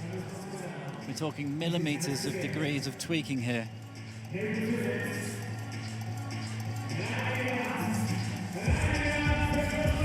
Nathan Phillips has got 2.5 minutes left. Started out with 4, but pretty good on the first attempt up through these powerful early moves. Needs to dab the right foot there to get otherwise it would be called a false start as far as I'm aware. Did the judges spot it? Doesn't seem to be anyone appearing to run onto the mat. Local MC has spotted it though. And yeah. Judge a bit slow off the mark there. Enjoying himself too much with the Coldplay, I reckon. Venue MC is absolutely on it tonight. Yeah, he's got to start with all 4 limbs on the 4 starting holds, which are denoted by the yellow tape. And you can see there he'd already moved up to one of the non-starting holds, one of the holds that isn't the official starting hold. Wouldn't want to be that judge at the moment. I think he might just be about to get berated by the head judge. I think a motivational speech along the lines of, you had one job, it's just been delivered down the front of the wall. To be fair to them, they have to alley up onto the stage to begin with. They've probably been at it 11 days as well, to be fair to them. Hard job. All volunteers here. Has costed him a attempt though. So with 1 minute 10 remaining, Nathan Phillips looking to finish the best day of his competition climbing career with a top. He's got a minute to find one. Asks the crowd for a bit of encouragement now.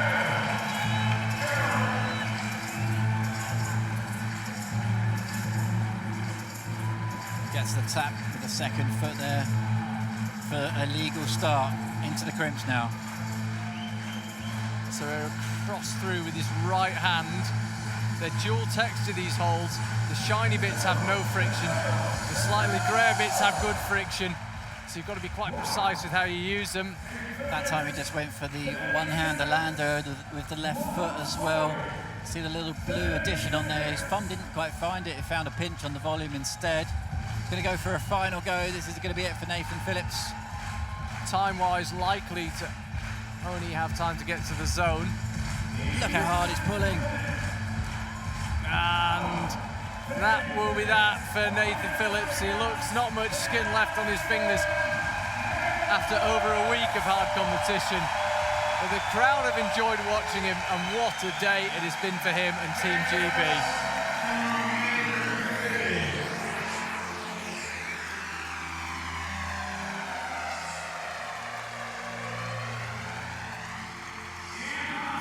Really fierce looking first move here.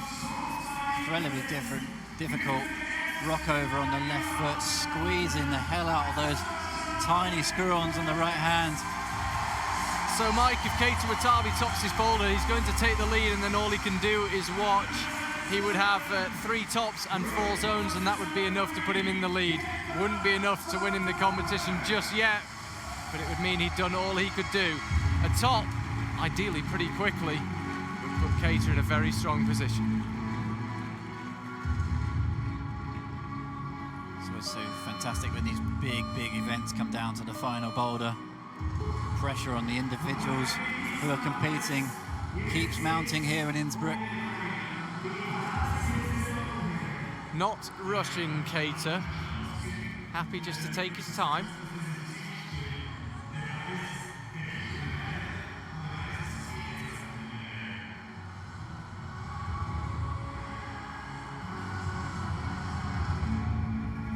It's almost 30 seconds used up already and no attempt yet from Cater. Aware, as a lot of the more experienced climbers were in the semi-final, of how important attempts are, and instead of just pulling on and wasting a couple of attempts and wasting some of your energy, extra time is better spent on the mats, just figuring it out, making sure you're happy with what you're going to attempt. And this is a very smooth and confident first go from Keita Watabe. Stabbed out to the zone with the left hand. Yeah, desperately difficult right hand crimp there. That's the one we're talking about with the paper tweak. Really interesting to see how much time he took there. In observation, he obviously felt like this boulder was very doable, otherwise he wouldn't have been standing on the mats for so long. It feels like it is going to come down to attempts, and it certainly could do. I was almost willing him to get on the wall there.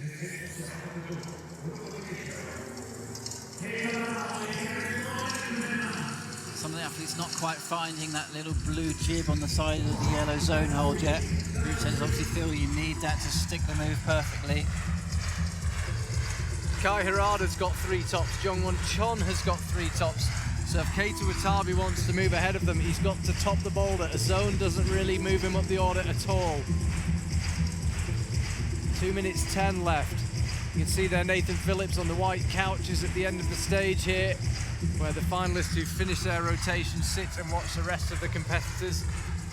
2 minutes now for Keita. Would definitely not be accused of being frivolous with his attempts here. He's being very clever with how he uses them, but he's got to make one of them count. It's starting to look like a desperately hard move here. The right hand crimp is just so bad. See the thumb dragging down the red volume there until it goes near to that little additional jib. Mike, that little blue screw-on jib on the yellow hold looks like it's just not in the position you wanted. It's not in the position where it's of maximum use. I think it's difficult to hit it because on these types of holds where they're on the side of a volume, the thumb naturally wants to clamp the volume itself, but the little blue jib is a little bit further around the corner. But I think, although it may be difficult, it might be crucial.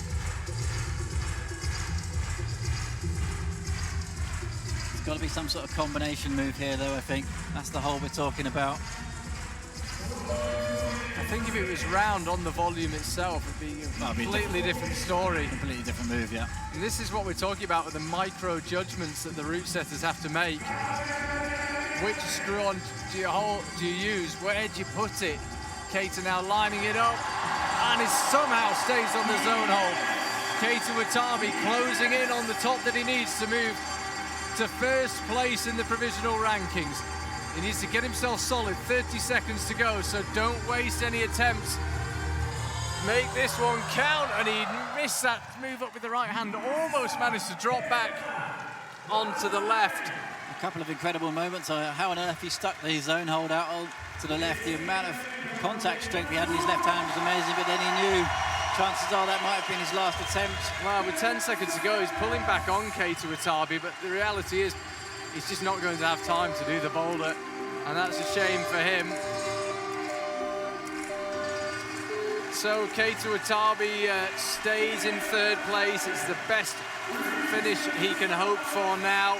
Had he topped it, he would have moved into a provisional 1st place. He couldn't quite find the top. He was so close. Yeah, it was a great moment, though. Spectacular climbing from Keita there. The way he held that zone hold was amazing, but this next move seems a little bit trickier than it may look initially. Big move up to the right to a terrible screw-on, almost facing around the wrong way. You have to hit that and jump to the finish hold. Kai Harada at the top of the pack then, he's out next. Yeah, a couple of the majority, in fact, of the boulders that we've seen this evening, once you've got to the zone, it seems the boulder's almost in the bag. Clearly not the case here on number 4. Now, Kai Harada, if he gets his boulder done first go, he is going to win the competition. got a couple of attempts to spare. We won't go down the road of doing all the maths just yet. But if he can walk up and do this boulder first go, if he can flash it, that is him crowned as world champion.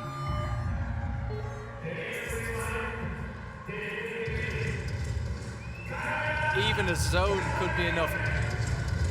He may not need to get anything at all if none of his rivals do. 20-year-old from Japan just needs to take his time, make the attempts count.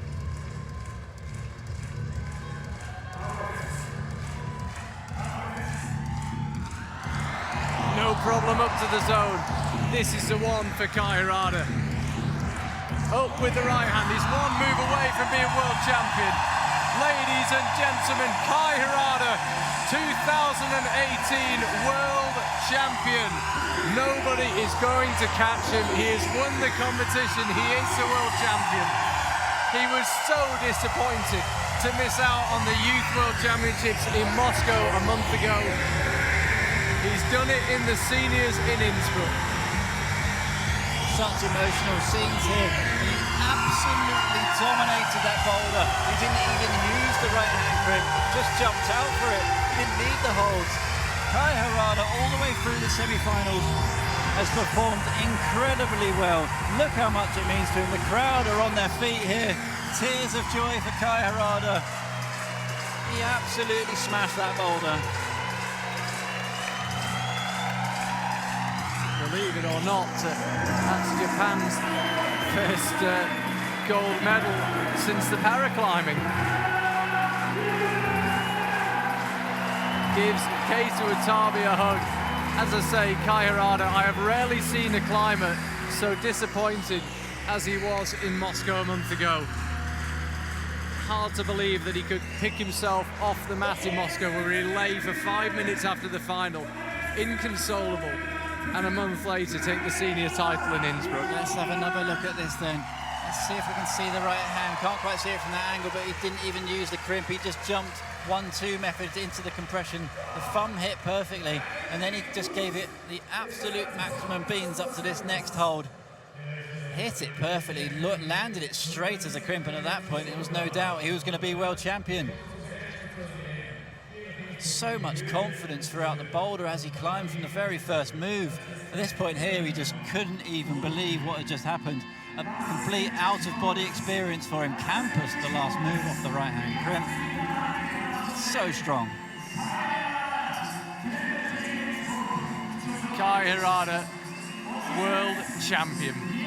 Nobody in this final had ever won a world championship medal before in previous world championships. Kai Harada has now won a gold. Got to feel a little bit here for Jungwon Chon as well. There's nothing he can do now. The attempts on boulder number 2 has come back to hurt him a little bit here.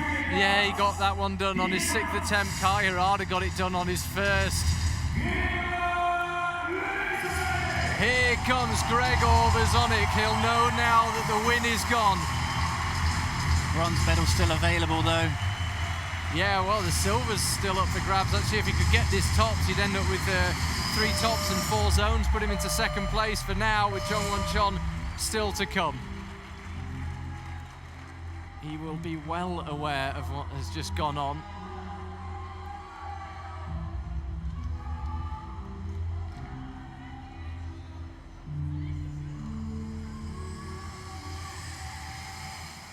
Calm as you like, somehow the atmosphere in the arena has to return to normal to allow Gregor to climb. We already know who the world champion's going to be, but the medals further down the podium have not been decided yet. Goes out left, and he's not too far off holding that, and he puts one finger up as if to say, I can get that next go. That's nice.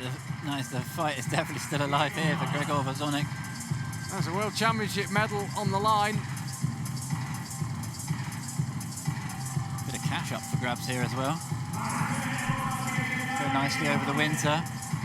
Fantastic final so far. Yeah, lots of tops, completely different in nature to the women's final last night. Equally gripping. Yeah, quick start, and then boulders number 3 and 4 really done really well for the show here. Kai Harada then jumped out to the left using the right hand to stabilise it. Gregor Vazonic is really close to landing that with one hand as well. I think he tried to tell the crowd he could do it on his next go after the first attempt, and he won't get much closer than that without making it stick. Great slow-mo, seeing the thumb dialing into that blue screw-on. So with 2:20 left on the clock, Gregor, I think quite wisely, drops down and takes a rest. Kind of hard to relax with 5,000 people staring at you, plus however many thousand on the live stream.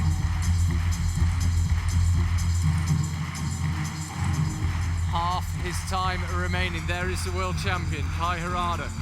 It will take some time to sink in, you would imagine. Yeah, just about mopped up the tears so he could see the rest of the final. Such an emotional guy overall. Like you said, Charlie was so disappointed with his Youth World Championships results, but it proves never keep a good man down. A couple of weeks back into training and he's won the World Championships in the seniors. Here goes Gregor, energy reserves running low now. These are such burly physical moves. And he makes it work across to the zone. Holds it somehow. Everything should have determined that he should have fell off that move. Hits the crimp as well. This is looking really good now for Gregor. Gregor Vazonic, when he matches that top hole, will move into second place. Jongwon Chon still to come, and he's hunting him down. Gregor Vazonic is going to take home a World Championship medal. That's what it means. It won't be the gold. But can you imagine if you'd said to Gregor Vazonic at the start of this season, yeah, so you'll get 2 bronzes in the World Cups, you'll win Munich World Cup, and you'll pick up a World Championship medal. It's really sort of dreams come true stuff for Gregor Vazonic. He really well deserved as well. His movement has been spectacular all through the semi-final round, qualification round, and in the final. And the way that he held that left-hand hold, the zone hold in his boulder with one hand, massive over rotation. Let's have another look. And somehow stayed on the wall. Slow-mo replay, complete rotation, held it with the one hand. And then this next move, the way that the force he hit that right hand crimp, floated up to the finish hold. Great moment. One he will never forget. I have to say, he might have had a minute left, but I don't think he had enough energy for another really good attempt on that boulder. We saw him grimacing on the lower moves. Had to make that one count. And that's what it means.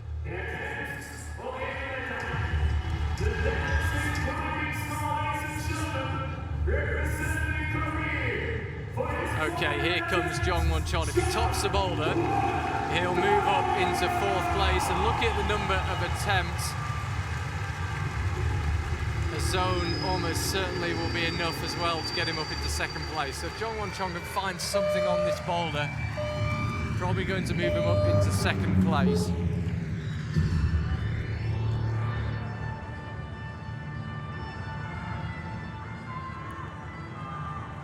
Currently sitting in 3rd. He could actually be removed from the podium if he gets nothing off this boulder. But he is just so strong. He really eats these kind of moves for breakfast. Slightly different foot sequence, that's better. The zone will secure him his place on the podium. Goes for the double. That sort of flip move with the right hand doesn't really seem to work for that many people apart from Kai. Up to that point, it still did release for Kai. He can't hold that position, it's too wide to stick as a static kind of move. And it does turn into a one-hander lander.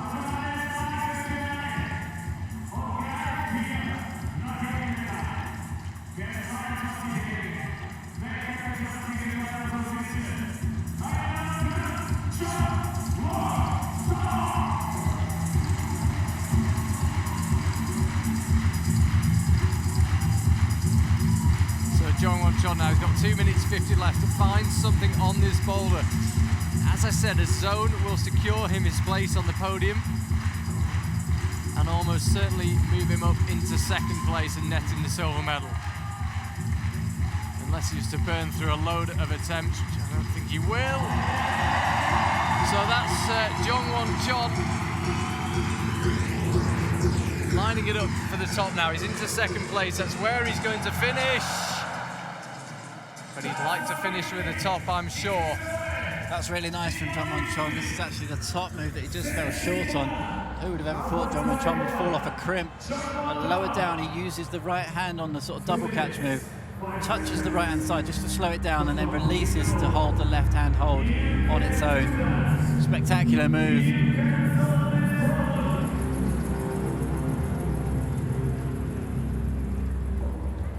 So our podium is now decided. Kai Harada is the world champion. John Monchon is the silver medalist. Gregor Vezonik is the bronze medalist. John Monchon wants to finish strong here, though. He's got just over a minute and a half left. I'm sure he's well aware of the situation. We saw with Janja Garnbret yesterday, after she'd won, she just couldn't quite get into the zone to climb, but John Monchon doesn't look like he's struggling to get into the zone. Bit of dad dancing, it has to be said, going on. Absolutely loving it, and why not? Such a great vibe in the arena here. Local organisers absolutely nailed this one. Watch the right hand on this move then. Slightest tap on the right hand side before he jumps to the zone. There it goes, and there it releases. Can he finish it off in style now, John Monchon? So he'll go up with the right hand to that small crimp. Never quite got solid on it last time, and never gets solid on it this time either. So I wonder if he'll have another go. I think he's having that debate in his head right now. Do I try again? He's got 35 seconds left. Time won't be an issue, as long as he gets on the wall within the next 10 seconds or so. Are we about to see him motion to the crowd again? No dancing this time. Seen him at a few after parties, John Monchon. He's got better moves than that, I can promise you. What can he find with 15 seconds to go? I need to get a move on, actually. I said he had plenty of time. He didn't leave himself as much time as he might have done. So he can't hold the zone this time. Left nothing on the wall. John Monchon gave it everything he had. First time he's ever won a World Championship medal, and it's a silver. It's not the colour he would have liked. You see him motioning to his team there as if to say, yeah, I know it's second. He has put on a spectacular show, though. Well done, John Monchon. We thoroughly enjoyed his climbing tonight. Bows to the crowd, left, right and centre, thanking them for their support. Wasn't going to be for him tonight. Couldn't match Kai Harada's incredible performance. Gregor Vezonik, the first to go over and congratulating the good friends Gregor and Jongwon.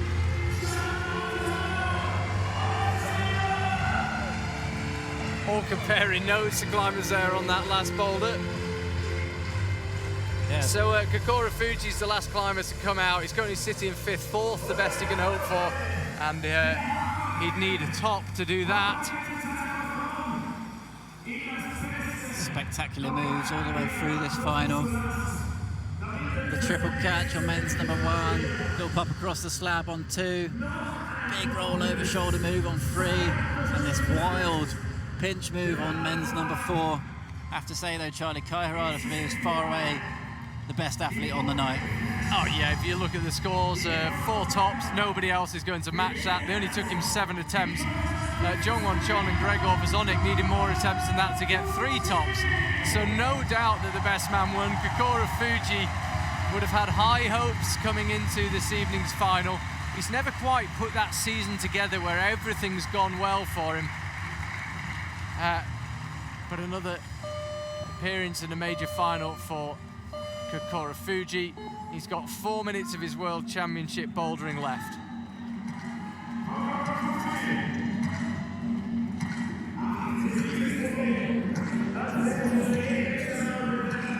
So he pulls on with 15 seconds elapsed. Looking to move up to 4th place. The podium position's already decided, as I mentioned. Across to the zone again, just rotating off it to the left, as we've seen from a number of climbers this evening.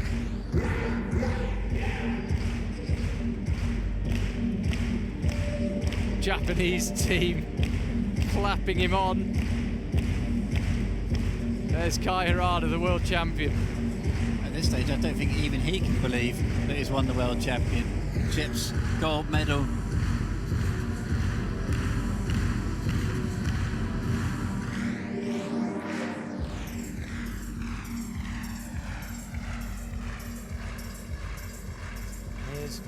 Fuji, just under 3 minutes to go.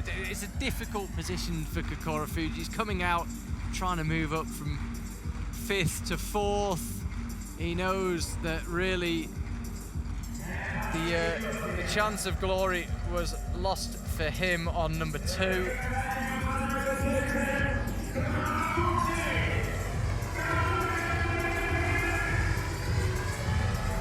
So he's up to the crimp with the right hand, heading out to the zone now, and again rotating off it. 2 minutes 25 left to find something here for Kokoro. Yeah, I think Kokoro's kind of lost that fire a little bit. Kai cheering on nonetheless. Yeah, as I say, we saw it with Janja Gamre, and she was honest enough to say it in the interview afterwards. It's really hard when you know, either in the case of Janja, that the job is already done, or in the case of Kokoro, that the job can't be done. You want to come out ideally knowing, right, it's on me. If I do this, I get a reward. The problem for Kokoro is when you're absolutely at your limit and trying to wring every bit out of your body and there's really nothing on the line, it's hard to just get that 100% commitment to the moves. Here he goes again.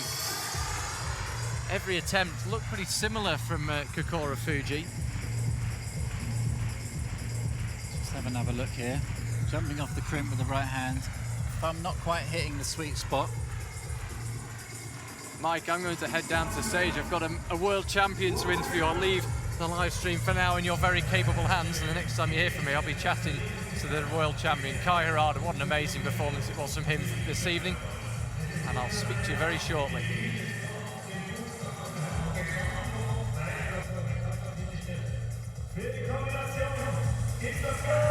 Kokoro Fuji then would have been expecting a bit more out tonight. Top qualifier through from the semi-final rounds.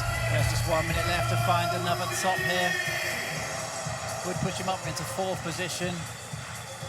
Can't grumble too much of that. Japanese team potentially expecting a bit more out of him tonight, unfortunately. It was the slab, men's number 2, that did it for him. Surprised if he gives this too many more goes here. No medals on the line for him.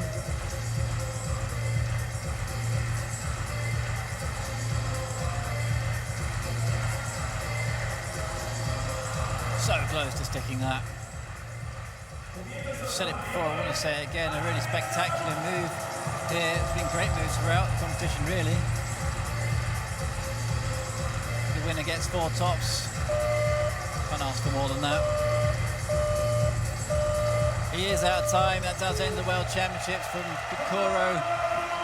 An air of disappointment for him. And again, Kai Harada. What an amazing show he put on tonight. On occasions, on the slab on men's number 2, it looked like he was on a different boulder. On the final boulder, he was far and away the strongest athlete. And that is what we really want to see. At the end of the day, the strongest athlete on the boulder wins the competition. 4 tops and 4 zones for Kai. John Monchon, second place, 3 tops in 4 zones. Gregor Vazonik, a proud bronze medal for him. 3 tops, 4 zones, but slightly more attempts to the zones.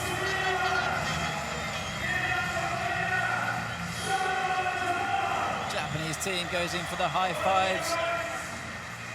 One of the youngest members of the team takes away the gold medal in front of a spectacular crowd here in Innsbruck. Great show all round.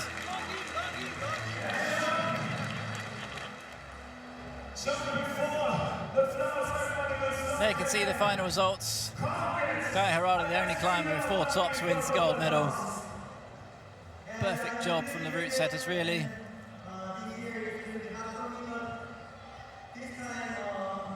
John Monchon just getting interviewed in the arena, second place. He might have been odds-on favourite coming into this final, potentially, with so many wins under his belt for the IFSC in previous years. Gregor Vazonik continues his incredible 2018. See his coaching team down in front of us, still going wild. They're so proud of their man. Bronze medal tonight. Japanese Keita Watabe fourth, Kokoro Fuji fifth, and a very proud Nathan Phillips making his first ever top 10 finish in the IFSC, makes the World Championships finals. Let's have another look back at some of the highlights. Boulder number one, a truly spectacular move, especially that moment. Gregor Vasonic couldn't believe it. He won't be forgetting that moment for a while, nor will we. Boulder number one did come down to number of attempts rather than its difficulty in terms of whether it got topped or not. Provided a spectacular show, the triple catch.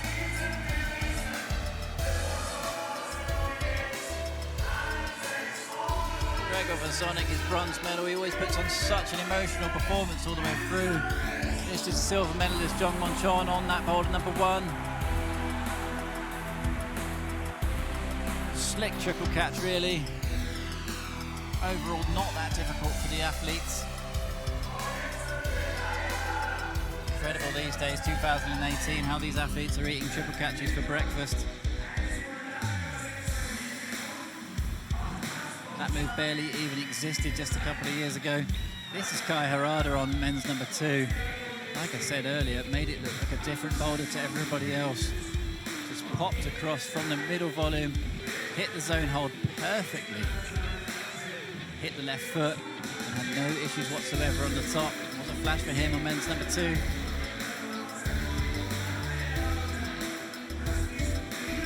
At that point in the competition, he would have realised it's on for him tonight. He would have been in for a shout of winning from that point onwards. We'll just have to focus to bring it home.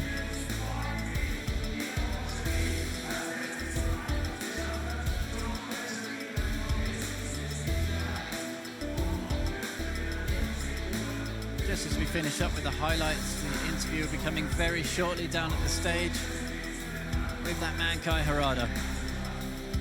We'll take you down to the front. Charlie Bosco has Kai Harada.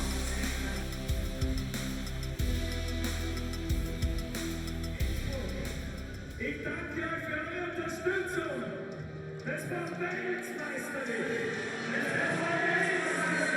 Kai, I know how disappointed you were after the Youth World Championships, but you are now the Senior World Champion. How do you feel right now? 世界ユースの時はすごい残念そうだったけど、今は世界チャンプですさ、どう思いますか？いや、なんか言葉にできないです。 No words for it. And you looked so strong this evening. What was the secret? 今日強かった、自分が強かった秘訣は理由は何だと思いますか？そう、なんかいつも通りを目指してなんか集中してできたのが良かったと思います。So I concentrated just doing the best.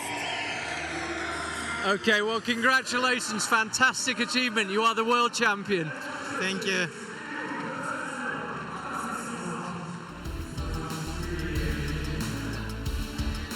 Year-old Kai Harada, an emotional performance all the way through, never easy, having to go through a translator there, and I think the moment has just got on top of him now. He's just realised the fact that he's a gold medalist, the fact that he's a world champion. The flood of emotion comes over him once again.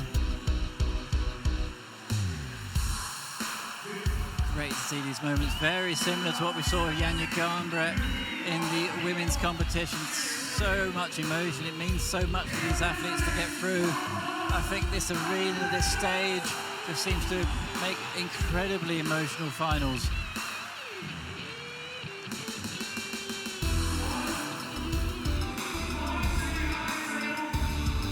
The crowd just filtered down to the podium area on the right-hand side there as we get ready for the flower ceremony.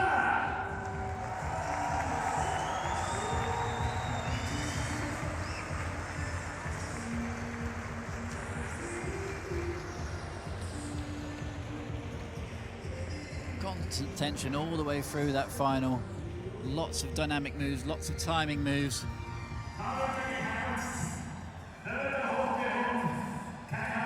So many boulders requiring perfect precision for both hands and feet.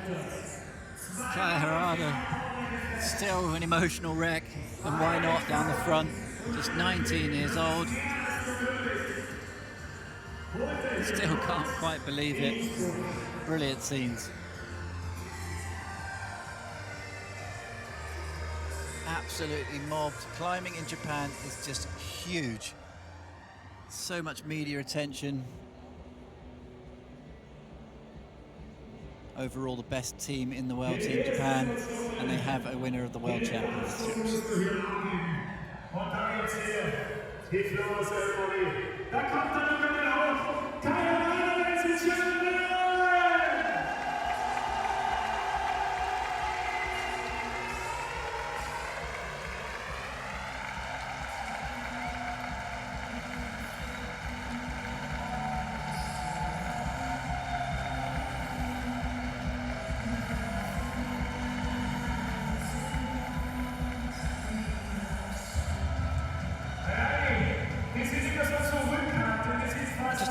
We'll be bringing you the flower ceremony as the athletes have a few interviews down at the wall. Charlie Bosco has raced back into the commentary box after a challenging interview. Never easy going through the interpreter. No, it's not. I mean, you don't really need an interpreter. I mean, look at Kai Harada's face. He's a world champion. Yeah, picture tells 1,000 words. Yeah, exactly. I mean, it's disbelief. We saw it for the lead last weekend with Jesse Pilz and Jakob Schubert. It just takes a while to sink in. Kai Harada, I have to say, it didn't at all look as if it was real to him. We kind of pulled him off to one side for the interview and said, okay, you've got 30 seconds, and he just, it wasn't registering. Yeah, his eyes were just glazed over, basically. He just doesn't know what's going on in his world right now. I think he'll wake up tomorrow morning, get his phone in a panic and think, I'm checking the results. Did that happen? That actually happened. Absolutely incredible from Kai Harada. I mean, he'd been in 2 World Cup finals before, never been on a podium, but he didn't fluke this one. There's no luck involved. Nobody watching this final could contest that he was the strongest climber. No, absolutely. I think, really, he was one of the strongest in the semi-final as well. It just came down to so many attempts, really, in the semis to your 4 tops. And as we said it in the broadcast in the semi-finals, how confident he looked. And we did wonder at the start whether he could continue that confidence through into the final round. But every boulder, he was so dominant. Just amazing. He's one of those climbers that's been on the periphery, making the odd final, shakes hand with Kilian Fischhuber, and looking like he's capable of a big result. Nearly got that big result in Moscow at the Youth World Championships. I've mentioned it a couple of times. Completely inconsolable, but suddenly delivered on the biggest stage of all, the World Championship final. He looked like he'd been doing this all his life. He's 19 years old. He looked calm, he looked immensely strong, he read the boulders to perfection. He flashed 2 of them. On the 4th one, only one other climber managed to do it. Gregor Bozonic, talk about climbers pulling big results out. 3 World Cup medals this year, 1 of them gold. Now a bronze medal in the World Championships. On the way to the wall, I actually ran into his girlfriend and gave her a quick hug, and she was just sobbing away. It's so emotional for them this whole season, and what a way to finish his Boulder campaign for 2018. From an occasional semi-finalist to a World Championship bronze medalist in the space of a year. I also had a quick word with Jongwon Chon. Only managed to grab the briefest of words with Jongwon, but I said, not the colour you wanted, and he kind of dismissed it as if saying, oh no, I'm really happy with silver. So that's a relief. He's certainly capable of winning World Championships, Jongwon Chon. I was delighted with his reaction. He's really over the moon with the silver medal, and I think still not quite sure what he makes of the whole thing. Just hasn't begun to sink in. Is that man right there, the world champion, 19-year-old Kai Harada. Watch out, world, because we got 2 19-year-olds winning the bouldering in the World Championships. Janja Garnbret in the women, Kai Harada in the men's. The ridiculous thing about Team Japan, Tomoe Narasaki wins the World Championships 2016. He falters, another member just comes up and wins it instead. So much talent, so much depth in their team. And where are we for the World Championships in 2019? Tokyo. Where are we for the Olympics in 2020? Tokyo. Watch out, world. A fabulous evening here in the Olympia world. Jongwon Chon there on the left, Kaya Rada in the middle, and Gregor Vezonik on the right. Your World Championship podium. And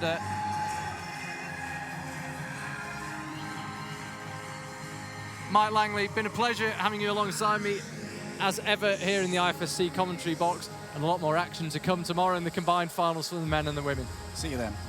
Looking forward to seeing you then. More action to come, but for now, enjoy every moment of this. Da gibt's die Fotos.